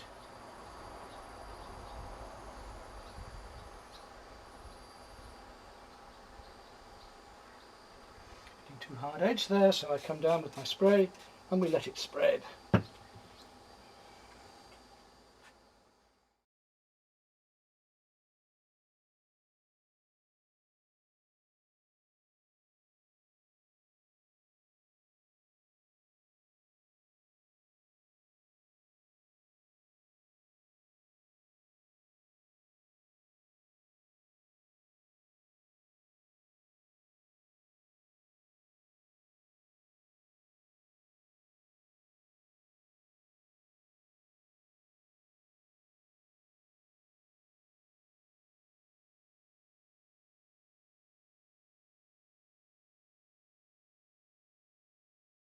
I'm going to show you now this demonstration of how to use watercolour and pastels together. It's rather versatile, quite quick, and I think you'll enjoy trying this. These are the Unison pastels, and all I need is my oval mop there, a jar of water. I'm using a studio easel here, and set up my photographs I'm going to work from, and work on a piece of knot, a £100 waterfoot. Okay, let's look at the versatility of the way we can use pastels with water. People don't always realise this. You know that you can add pastel over a watercolour if you've made the watercolour overworked or it's no good. But let's just see what we can do with pastel here. Put a little bit of water onto the paper, for instance. Clean water, using my nice big oval mop again. If I take a dark pastel and put it over that water, I might find a dark pastel to put over that water. In the smoother paper you don't get that texture, so this is quite good for doing snow or autumn scenes, but we can blend the pastel into the water, you see.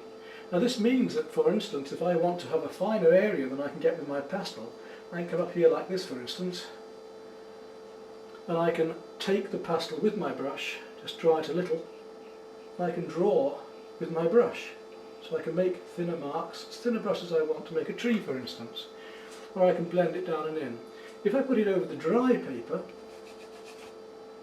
I can still rub and smudge just like pastel, but I can take the brush and I can still blend it in the same way afterwards. It's just that it goes on much darker over water in the first place, as you can see here. And you can move it around with your fingers. You can have great fun with it. You can paint with your hands, you can get these special effects by blending and smudging, which we're about to do now. So the smoother you want and the more detailed you want the picture, the smoother you want the surface of the paper. So to use hot press paper will give you a smooth surface. This is a knot. So what I'm going to do here, first of all, is I'm going to paint water all over the paper. I haven't bothered stretching this paper. All I've done is just put masking tape around it. Don't need to stretch a small piece of paper like this. So all over the paper. And we'll paint this nice little morning sunrise from only a few days ago, in fact. I'm busy painting my lovely wet effects we can get here as well, look. So you can get all of your standard watercolour effects by drawing with the pastel, in other words. And as the paper gets drier, of course the pastel will dry out. Another thing is that pastel, when used with water, is fixed when it's finished. You don't have to worry about fixing it or it's smudging it. You know, you can put other layers on top as well. So let's start off, as we would even with the watercolour, with the lightest colours. I'm going to start with a cream area here, or some of the lighter colours. Just want to draw a little bit in first of all. I mean, let's see now. Right, just so I know where things are. I'm just going to use the cream just to draw the basic proportions of what I'm doing here. Some nice trees. We're going to have a very nice misty morning here. Somewhere around the middle here is that a little tree, and there's a house coming through here, and then a tree coming up here, and these other trees come up and through about here. That's about what I want here. Just so I know my basics of what I'm doing, where I'm going. And that comes through here and down. The paper isn't quite to the scale of the photograph, but it'll show you the effect we want. So, with a nice light colour first of all. I know it's not as light as the paper, but it's still light enough. It'll come through. And I'm going to just do my underpainting first with these. So we'll mix the colours together. And a little light blue coming to it. Very light blue, in fact. That's better. Up here. So I just want to put a wash of pastel over the paper first. Now quickly the paper's drying out, and this paper actually has already dried out quite a bit, even since I've been doing this. Take my water, blend it in, and then work these colours up. And remember, with pastel we can put light over dark and dark over light. So although I'm going to start like a watercolour with my lighter colours, we can go any direction we want. Nice, right across here now, we can use it to actually paint with the pastel. We are not just drawing with pastel here, we're painting with it.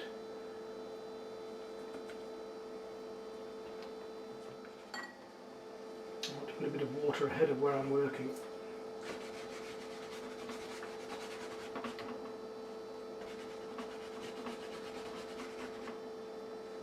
Don't worry about dribbles and things, we can soon pick up on those. Just the side of the pastel, scumbling. And we did scumbling earlier, we use the side across the surface of the paper to get the just take off the tint. I take a little water onto it, make it damp again, and just make a blade and see if I can paint out with the blade slightly to get the feeling a little bit more drawing into these branches. Just carefully.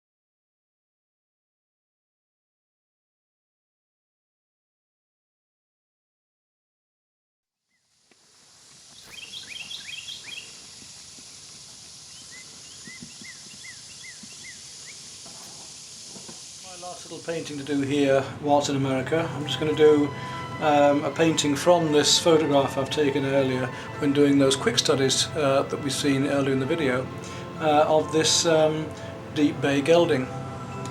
So this one will be a bit more controlled as a watercolour, being in the studio, but it'll give you an idea of how quickly we can work some wet into wet techniques and glazing to turn out a horse in what might appear to be just one colour brown at first, but actually there are more variations of this brown than you might think.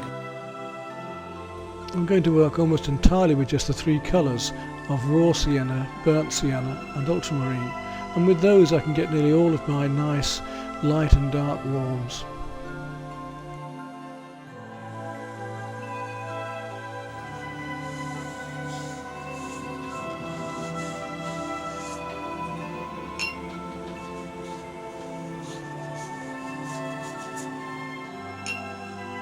So again, at first I'm just establishing where the basic tones are and making an effect of light, also just starting to find the form and volume of the animal.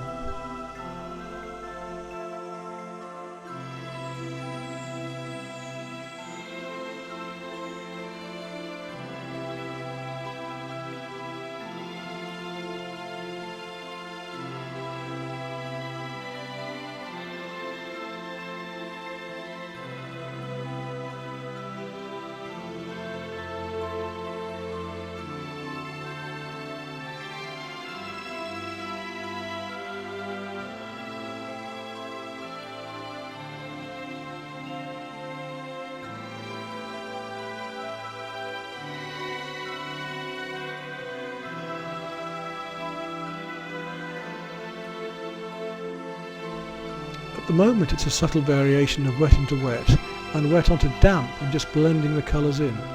But gradually, as the colour dries, I can put glazes on and actually blend those and soften those in with clean water, as you've seen in the demonstration.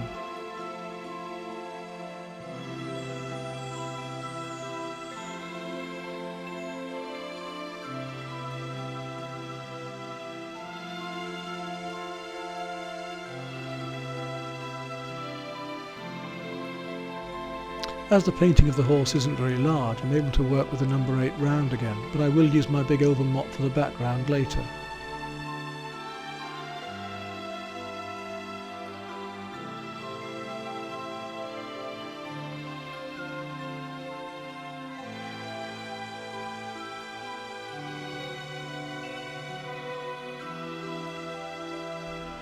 The two watercolours that I'm showing you here were taken from studies I did when in Florida. Some fantastic stud farms there. I worked in far more ways than this, and of course I've got a detailed, more separate video of the whole trip. Some of these watercolours that I'm showing you in this film are taken from all over the world. I also use stick and ink, pastel and water, all sorts of mixed media approaches to painting the horses there when I needed to out in situ. I had more time here to demonstrate the watercolour techniques because we were working indoors.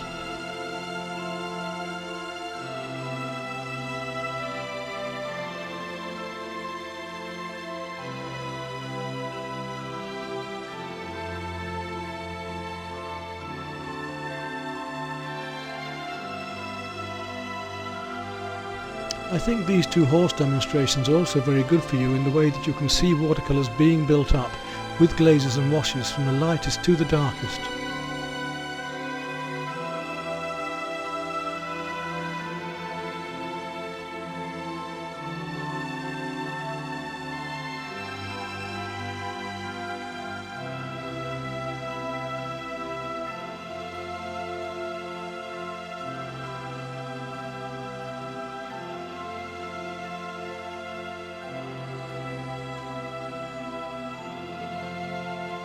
And as all my basic washes and glazes are done, I can now start to put all of the details in, the tack, the mane, the eyes and all of the finer points.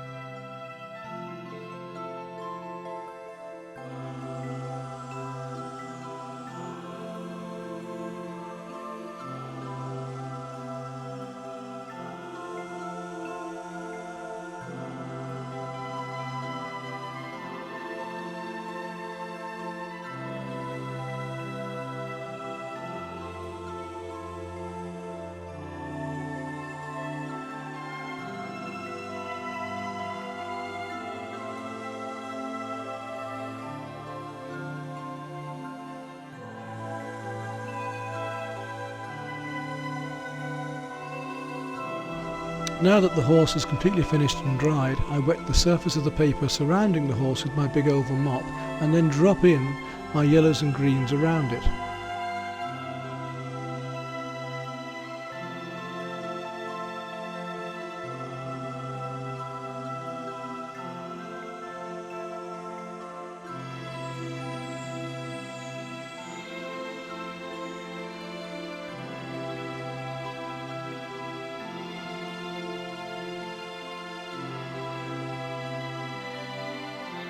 Again, don't try and start all the details and blades of grass straight away. Let's get this effect of light, the effect of the background greens first of all, and then at the very end we can just pull together a few indications of grass just to give the feeling of the horse standing there in the shadow.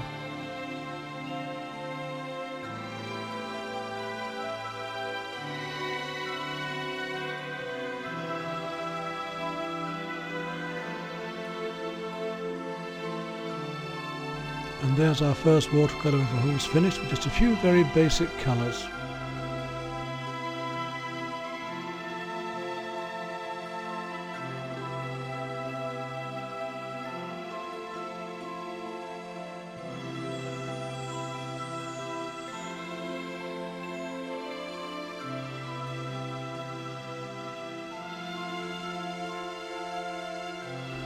I thought you might like to see a second painting of a horse, but this time a grey one.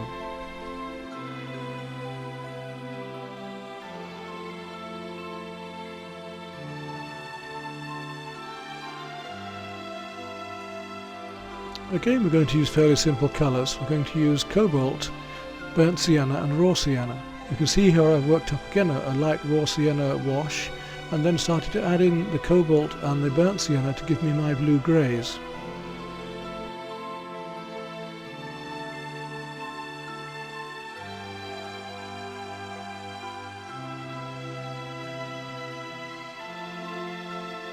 It's the same method of delicately controlling the amount of wet into wet when the paper isn't too wet, and then blending softly and gradually adding more paint over the top in glazes and blending again with clean water.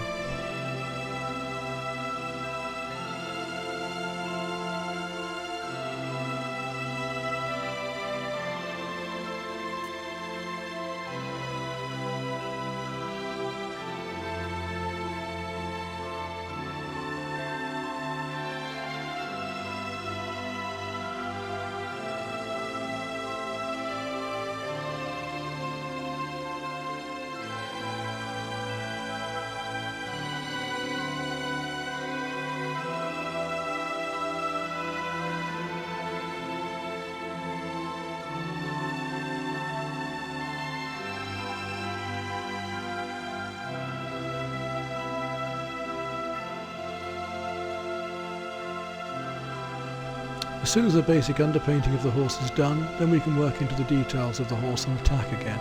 And once that's done and the whole horse is dry, then yet again we can paint in the background with the big oval mop.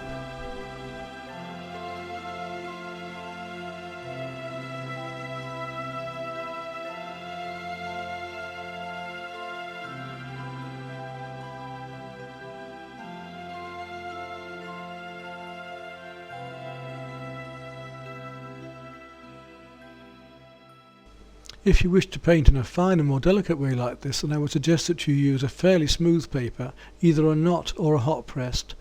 Not really ideal to be using a rough paper for this sort of painting.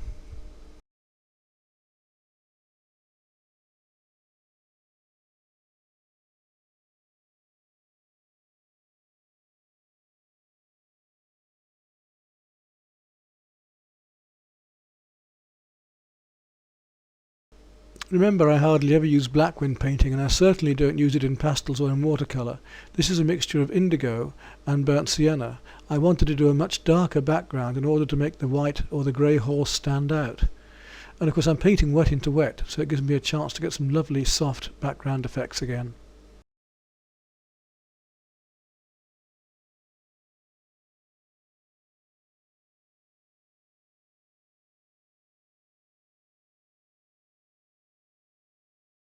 You can see why I say you have to practice so much with watercolour.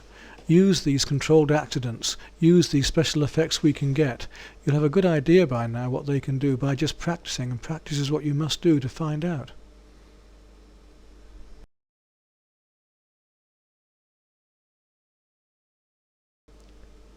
So even in a small painting like this, you see me using the full armoury, light against dark, rough against smooth, cool against warm. In a moment I'm going to put more cool down below the shadow of the horse, and this will make the warm stand out even more.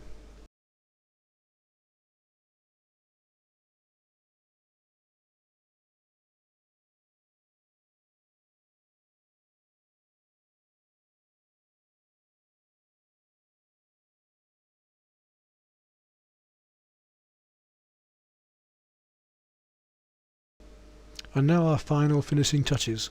Just a few details around the hooves, just a little bit of grass and where he's been standing in the mud, to bring the eye to the foreground and bring the horse further forward.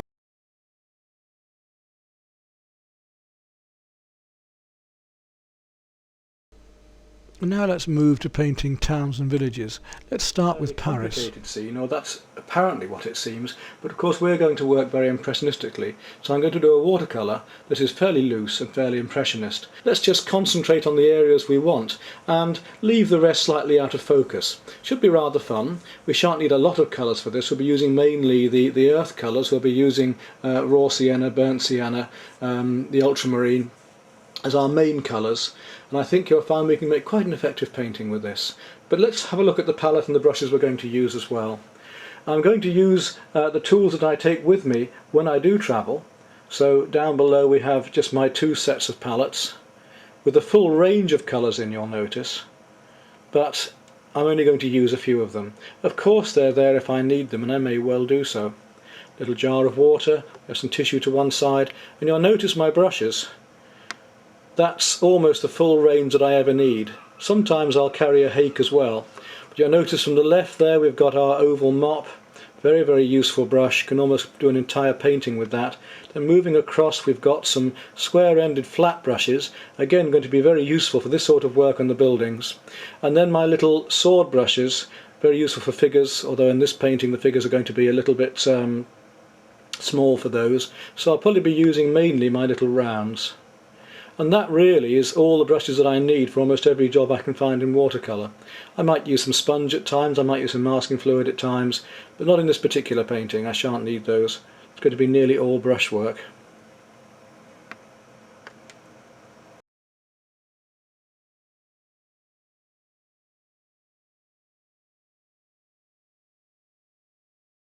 Gorgeous. We'll start bringing in the warmth now.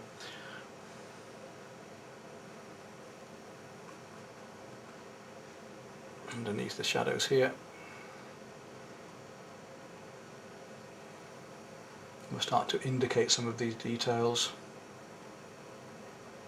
It's amazing how quickly a watercolour starts to form working loosely like this. And you see I'm letting gravity and the brush, the paint do the work for me a lot of the time here. All I want is an effect of light at the moment. Just want an effect of light. Getting these background stone colours in.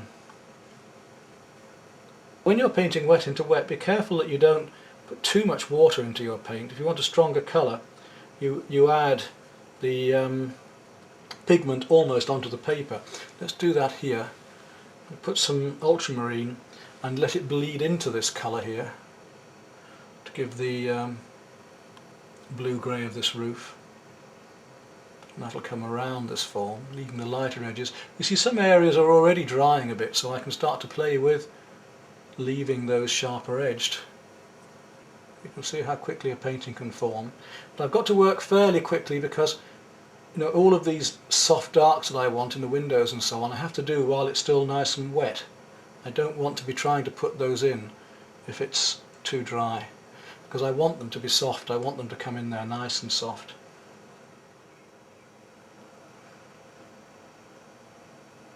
The beauty of these oval brushes is they've got quite a nice tip to them, so not only are you able to paint large areas, you can come in and paint quite fine ones too. Look, around there you'll find these bits of drawing and the edges of the building there, and the same here. gradually pick this building out, and we'll look at the bars in the window there.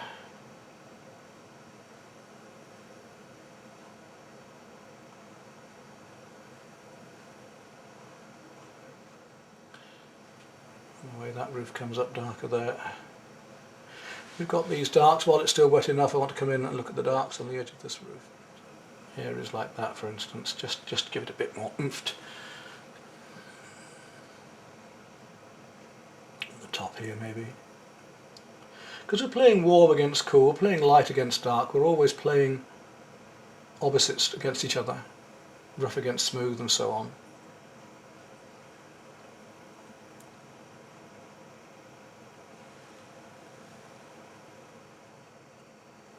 Raw sienna, which of course now puts this area into more shadow, and this one comes back into being a much more sunny, lighter area. Quite thinly. The Aureolin yellow is so beautiful because it's so much more transparent. I'll just mop up after my splashing it around. I like to be nice and free with my painting. I'll bring that down into there. And in fact what I'm going to do now is I'm going to actually bring up the sky and link into this background, because I want to be fairly loose. I was going to start in some tighter areas, but as the painting takes you along in its own sweet way, you manoeuvre with it. So having got that cool yellow on, let's now go to the slightly warmer raw sienna. Nice big loose brush strokes here. You can see I'm leaving some sharp edges as well as some dry edges as well as the softer ones. Come back up into there and around here. That's better. We can use some of the warmer blues as well, and I shall want to use some of those warmer blues when I come to the sky in a moment. Let's come in now with some ultramarine into here.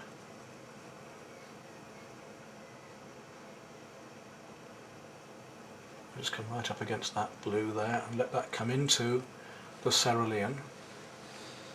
It's a lovely strong, I think one of my favourite colours, ultramarine. It's such a beautiful, beautiful strong colour.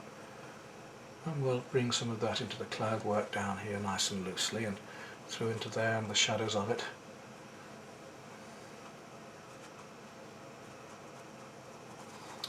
And of course it's all shadowed underneath here, so we'll start bringing those shadows down right through here.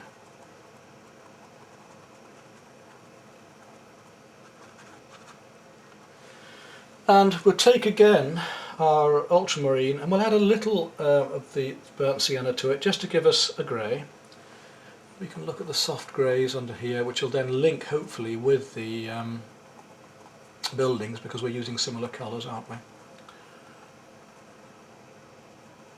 Through there, and perhaps a bit stronger going up into the side here, through there. Such a nice, simple, straightforward, unpretentious sky. Again, we're going to come back to our sienna mix. I'm going to use, in this case, I'm actually going to use some cobalt rather than the ultramarine, which gives me a slightly nicer blue-grey look. And so I'm going to use, I think, some Indian red this time rather than the burnt sienna, because that'll give me a slightly more purple tone with the base of the floor there. Look, here we are. So a lovely sort of purpley blue, which I can bring right down through here. We'll go right through this bit too with it. And we can start to link it with the surrounding, as the brushworks, as the paint's drier now, I can start to link that in with the surrounding areas here to darken down, as I was saying I would do, to darken down some of the front of this building. And I think I might actually change brushes now, because although I like this soft brush, I want to be able to do a bit of dry brush work in a moment, so I'm going to just finish this colour off and then change down to my flat brushes, because I want a bit more dry brush work going on, as I just did there a little bit. And this is where the right shape brush comes in handy, because you know, you don't want to be using a round brush for a square hole, do you? So in this case we're using a square brush for these edges. give an impression of these serrations down there, and then we can do the same working into areas of the whole building. Little figures back here. Don't try and dot the I's and cross the T's too much. It's only a few blobs of paint to give the feeling of the people being there, to give an indication of crowds, of scale of things. I'm still working fairly cool. I'm still using the ultramarine. I figure I can come back into there in a minute and do something stronger if I want to.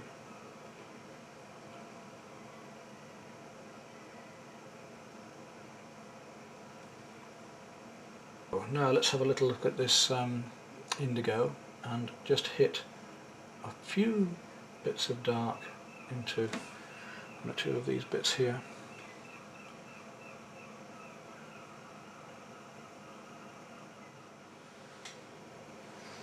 Not a lot, but just a bit.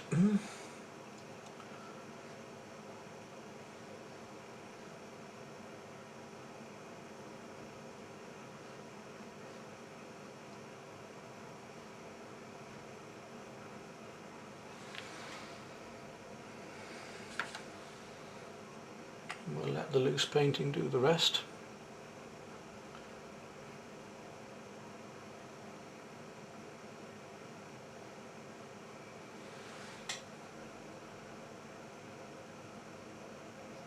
Ah, right, I think we just finished nicely there as the band rolls up. There we go. And there's a way you can do a loose style.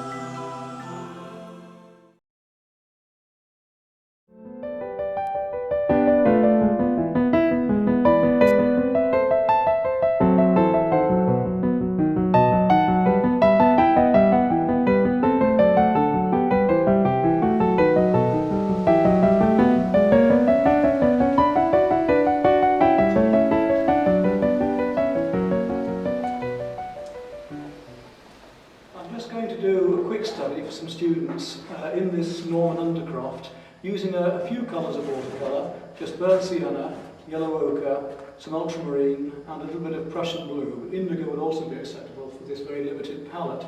What you might want to see is one of these, rather nice little thing called a needle. As you see, when it's extended, it just goes across my knees so comfortably like that. The legs extend out there, and all I want to do is pick my board up and slot it on top, and it's easy. And the point with it is that it's so light and easy to carry around. Okay, well, I'll have to go then with this limited palette. So what I've got there is some yellow ochre, some ultramarine blue, some burnt sienna, and a bit of indigo there, rather than Prussian this time. And I'm going to play with those warms and cools quite subtly here, hopefully. In fact, I'm going to add another. I've said that I'm going to use those limited palette right throughout this painting, except here, where I want that lovely little piece of greenery that's in the background coming through there. I'm going to put that in first of all, so that I can then use the rest of my colours straight off this limited palette without bothering with these other colours at all. And I'm going to use some aureolin yellow there, which is again one of my favourite yellows. Get it cleaned up. I'm going to reach to my palette now to get a different colour.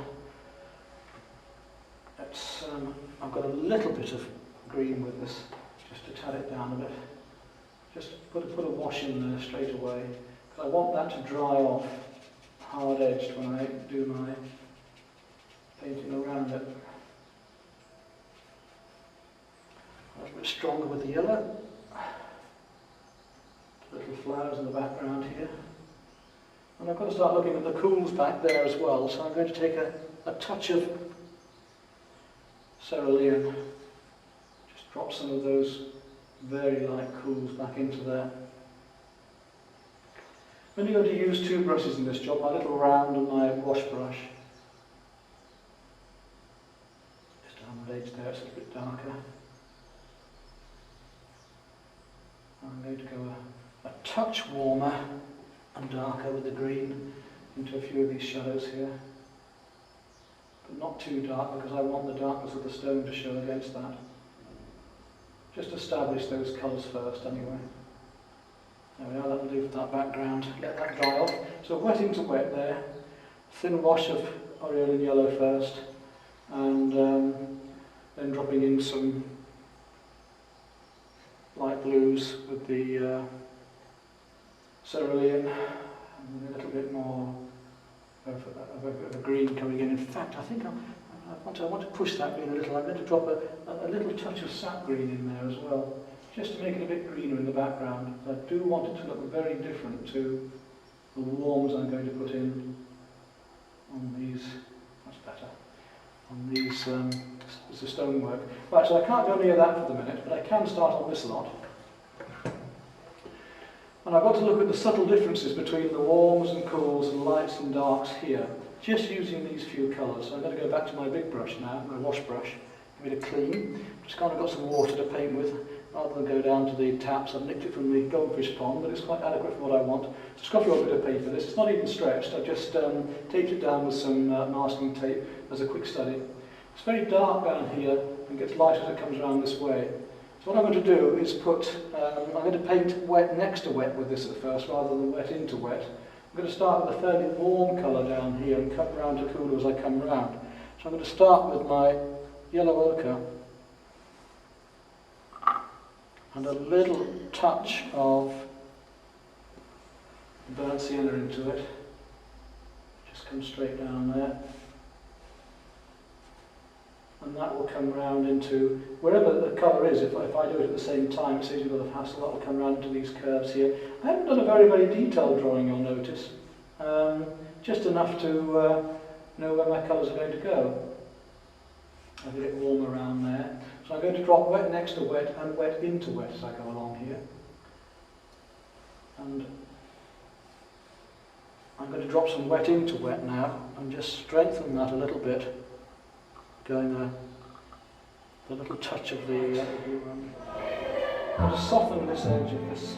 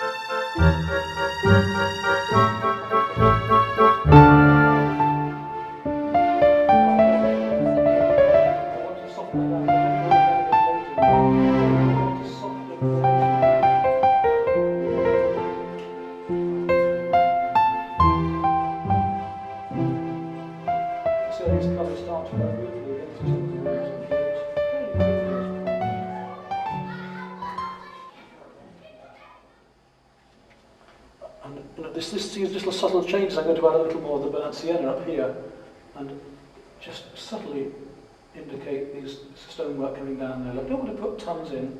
It's so it's so easy to start wanting to paint in every brick or every...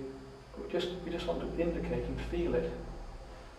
You want something to look cool, you put something warmer next to it. You don't keep piling the cools on. And just indicate the stonework there. It's so easy. It's a lovely loose way of working, and that's what I'm trying to get you guys to do. Is so many people come to me and they want to loosen up. They've got so used to doing just traditional methods, and look at that lovely rich colour we can get there. Look, with a bit of burnt sienna and a little touch of ultramarine, and we'll darken into there as well. We can just indicate the stonework coming down there too. Bring these colours into here a bit more. Show some of the shadow down that bit. And it's all pulling together. Now we'll look at the shadows in here. We'll drop a little bit of that into there. That's quite a dark edge down there. I'll come back to that in a moment. I want to get this cool. I'm using a bit of the white paper now as well. I want to keep a little bit of freshness going, so we won't totally take all the white away at this stage. It's much, much darker around there. And then there's a bluer tint back here. I'll come back to those pinks in a minute.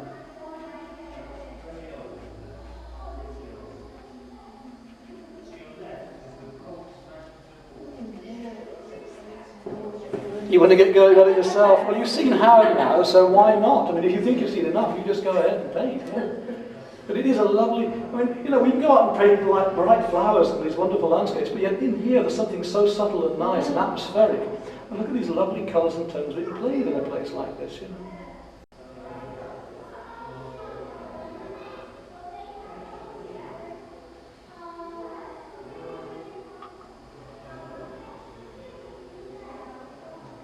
So we're playing our lights against our darks, warms against the cools.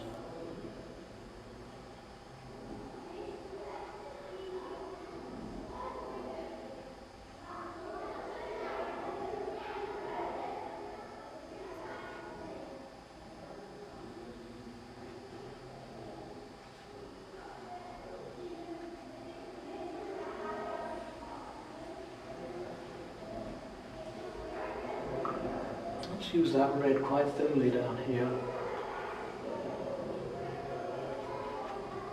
And up through here. And then we'll drop in the yellows again in a moment.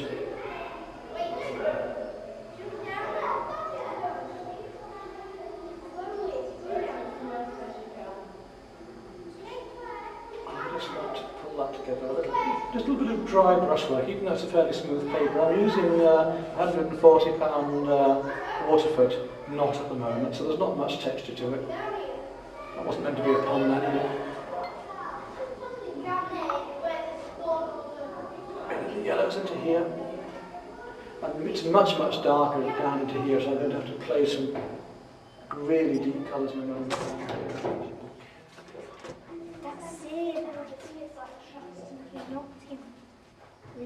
Start very loosely at first and dropping colours in. You just make it look easy.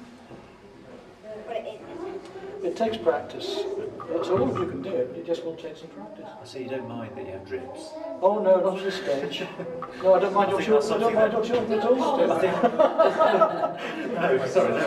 No, because No I'm going to tighten up into this effect. I think honestly though, I think we often worry. I think if Too we much paint, don't detail. we, that if we get a drip or something, That's or right. too You much put paint, too much detail that into you think, things. oh no, it's ruined. And some of these sometimes say to me, oh, can we start again? Because you know it's all got I'm some not drip trying to on it. make a photograph. I'm So you don't have to worry, you see. So the professional artists get drips as well, you see. And we play with our drips. I mean, the idea is to use what we call controlled accidents. So I'm making these accidents, but I'm controlling them as they go I on. think Cal made a mistake and then had to go over and But rather than say start all over again, you can work with it. You know, I can put pastels over the top, so I mean, if I lose one, I can bring soft pastels and work over the top. And again, if you look at the work I've got over there, you'll see that.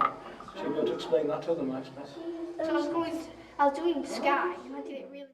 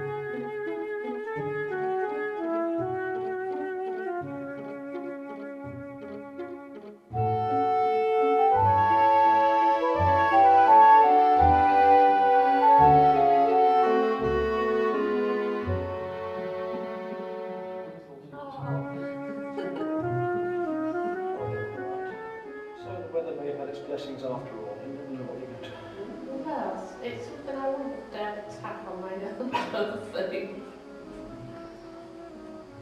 Do you agree? I've often thought of going to Fountains Abbey. That always looks fabulous. Further on the tablet.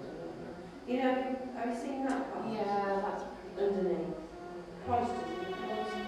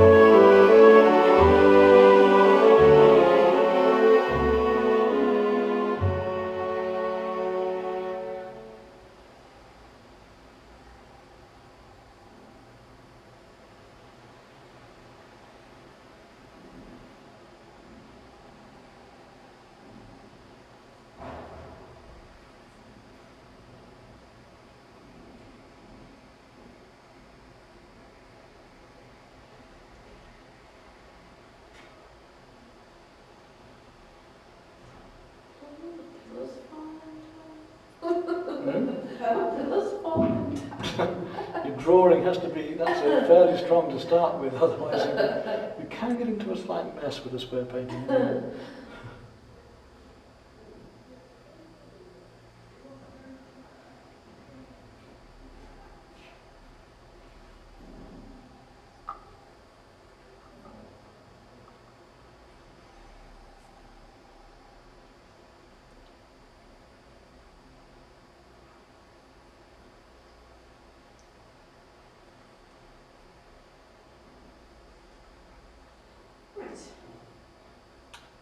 Think it's time for me to come and look at it then, or?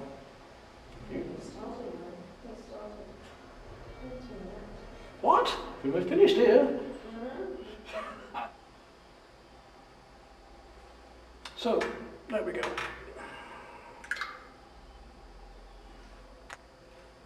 Just the two brushes. I hardly needed to use the fine one because I'm not going to go into a lot of detail on it.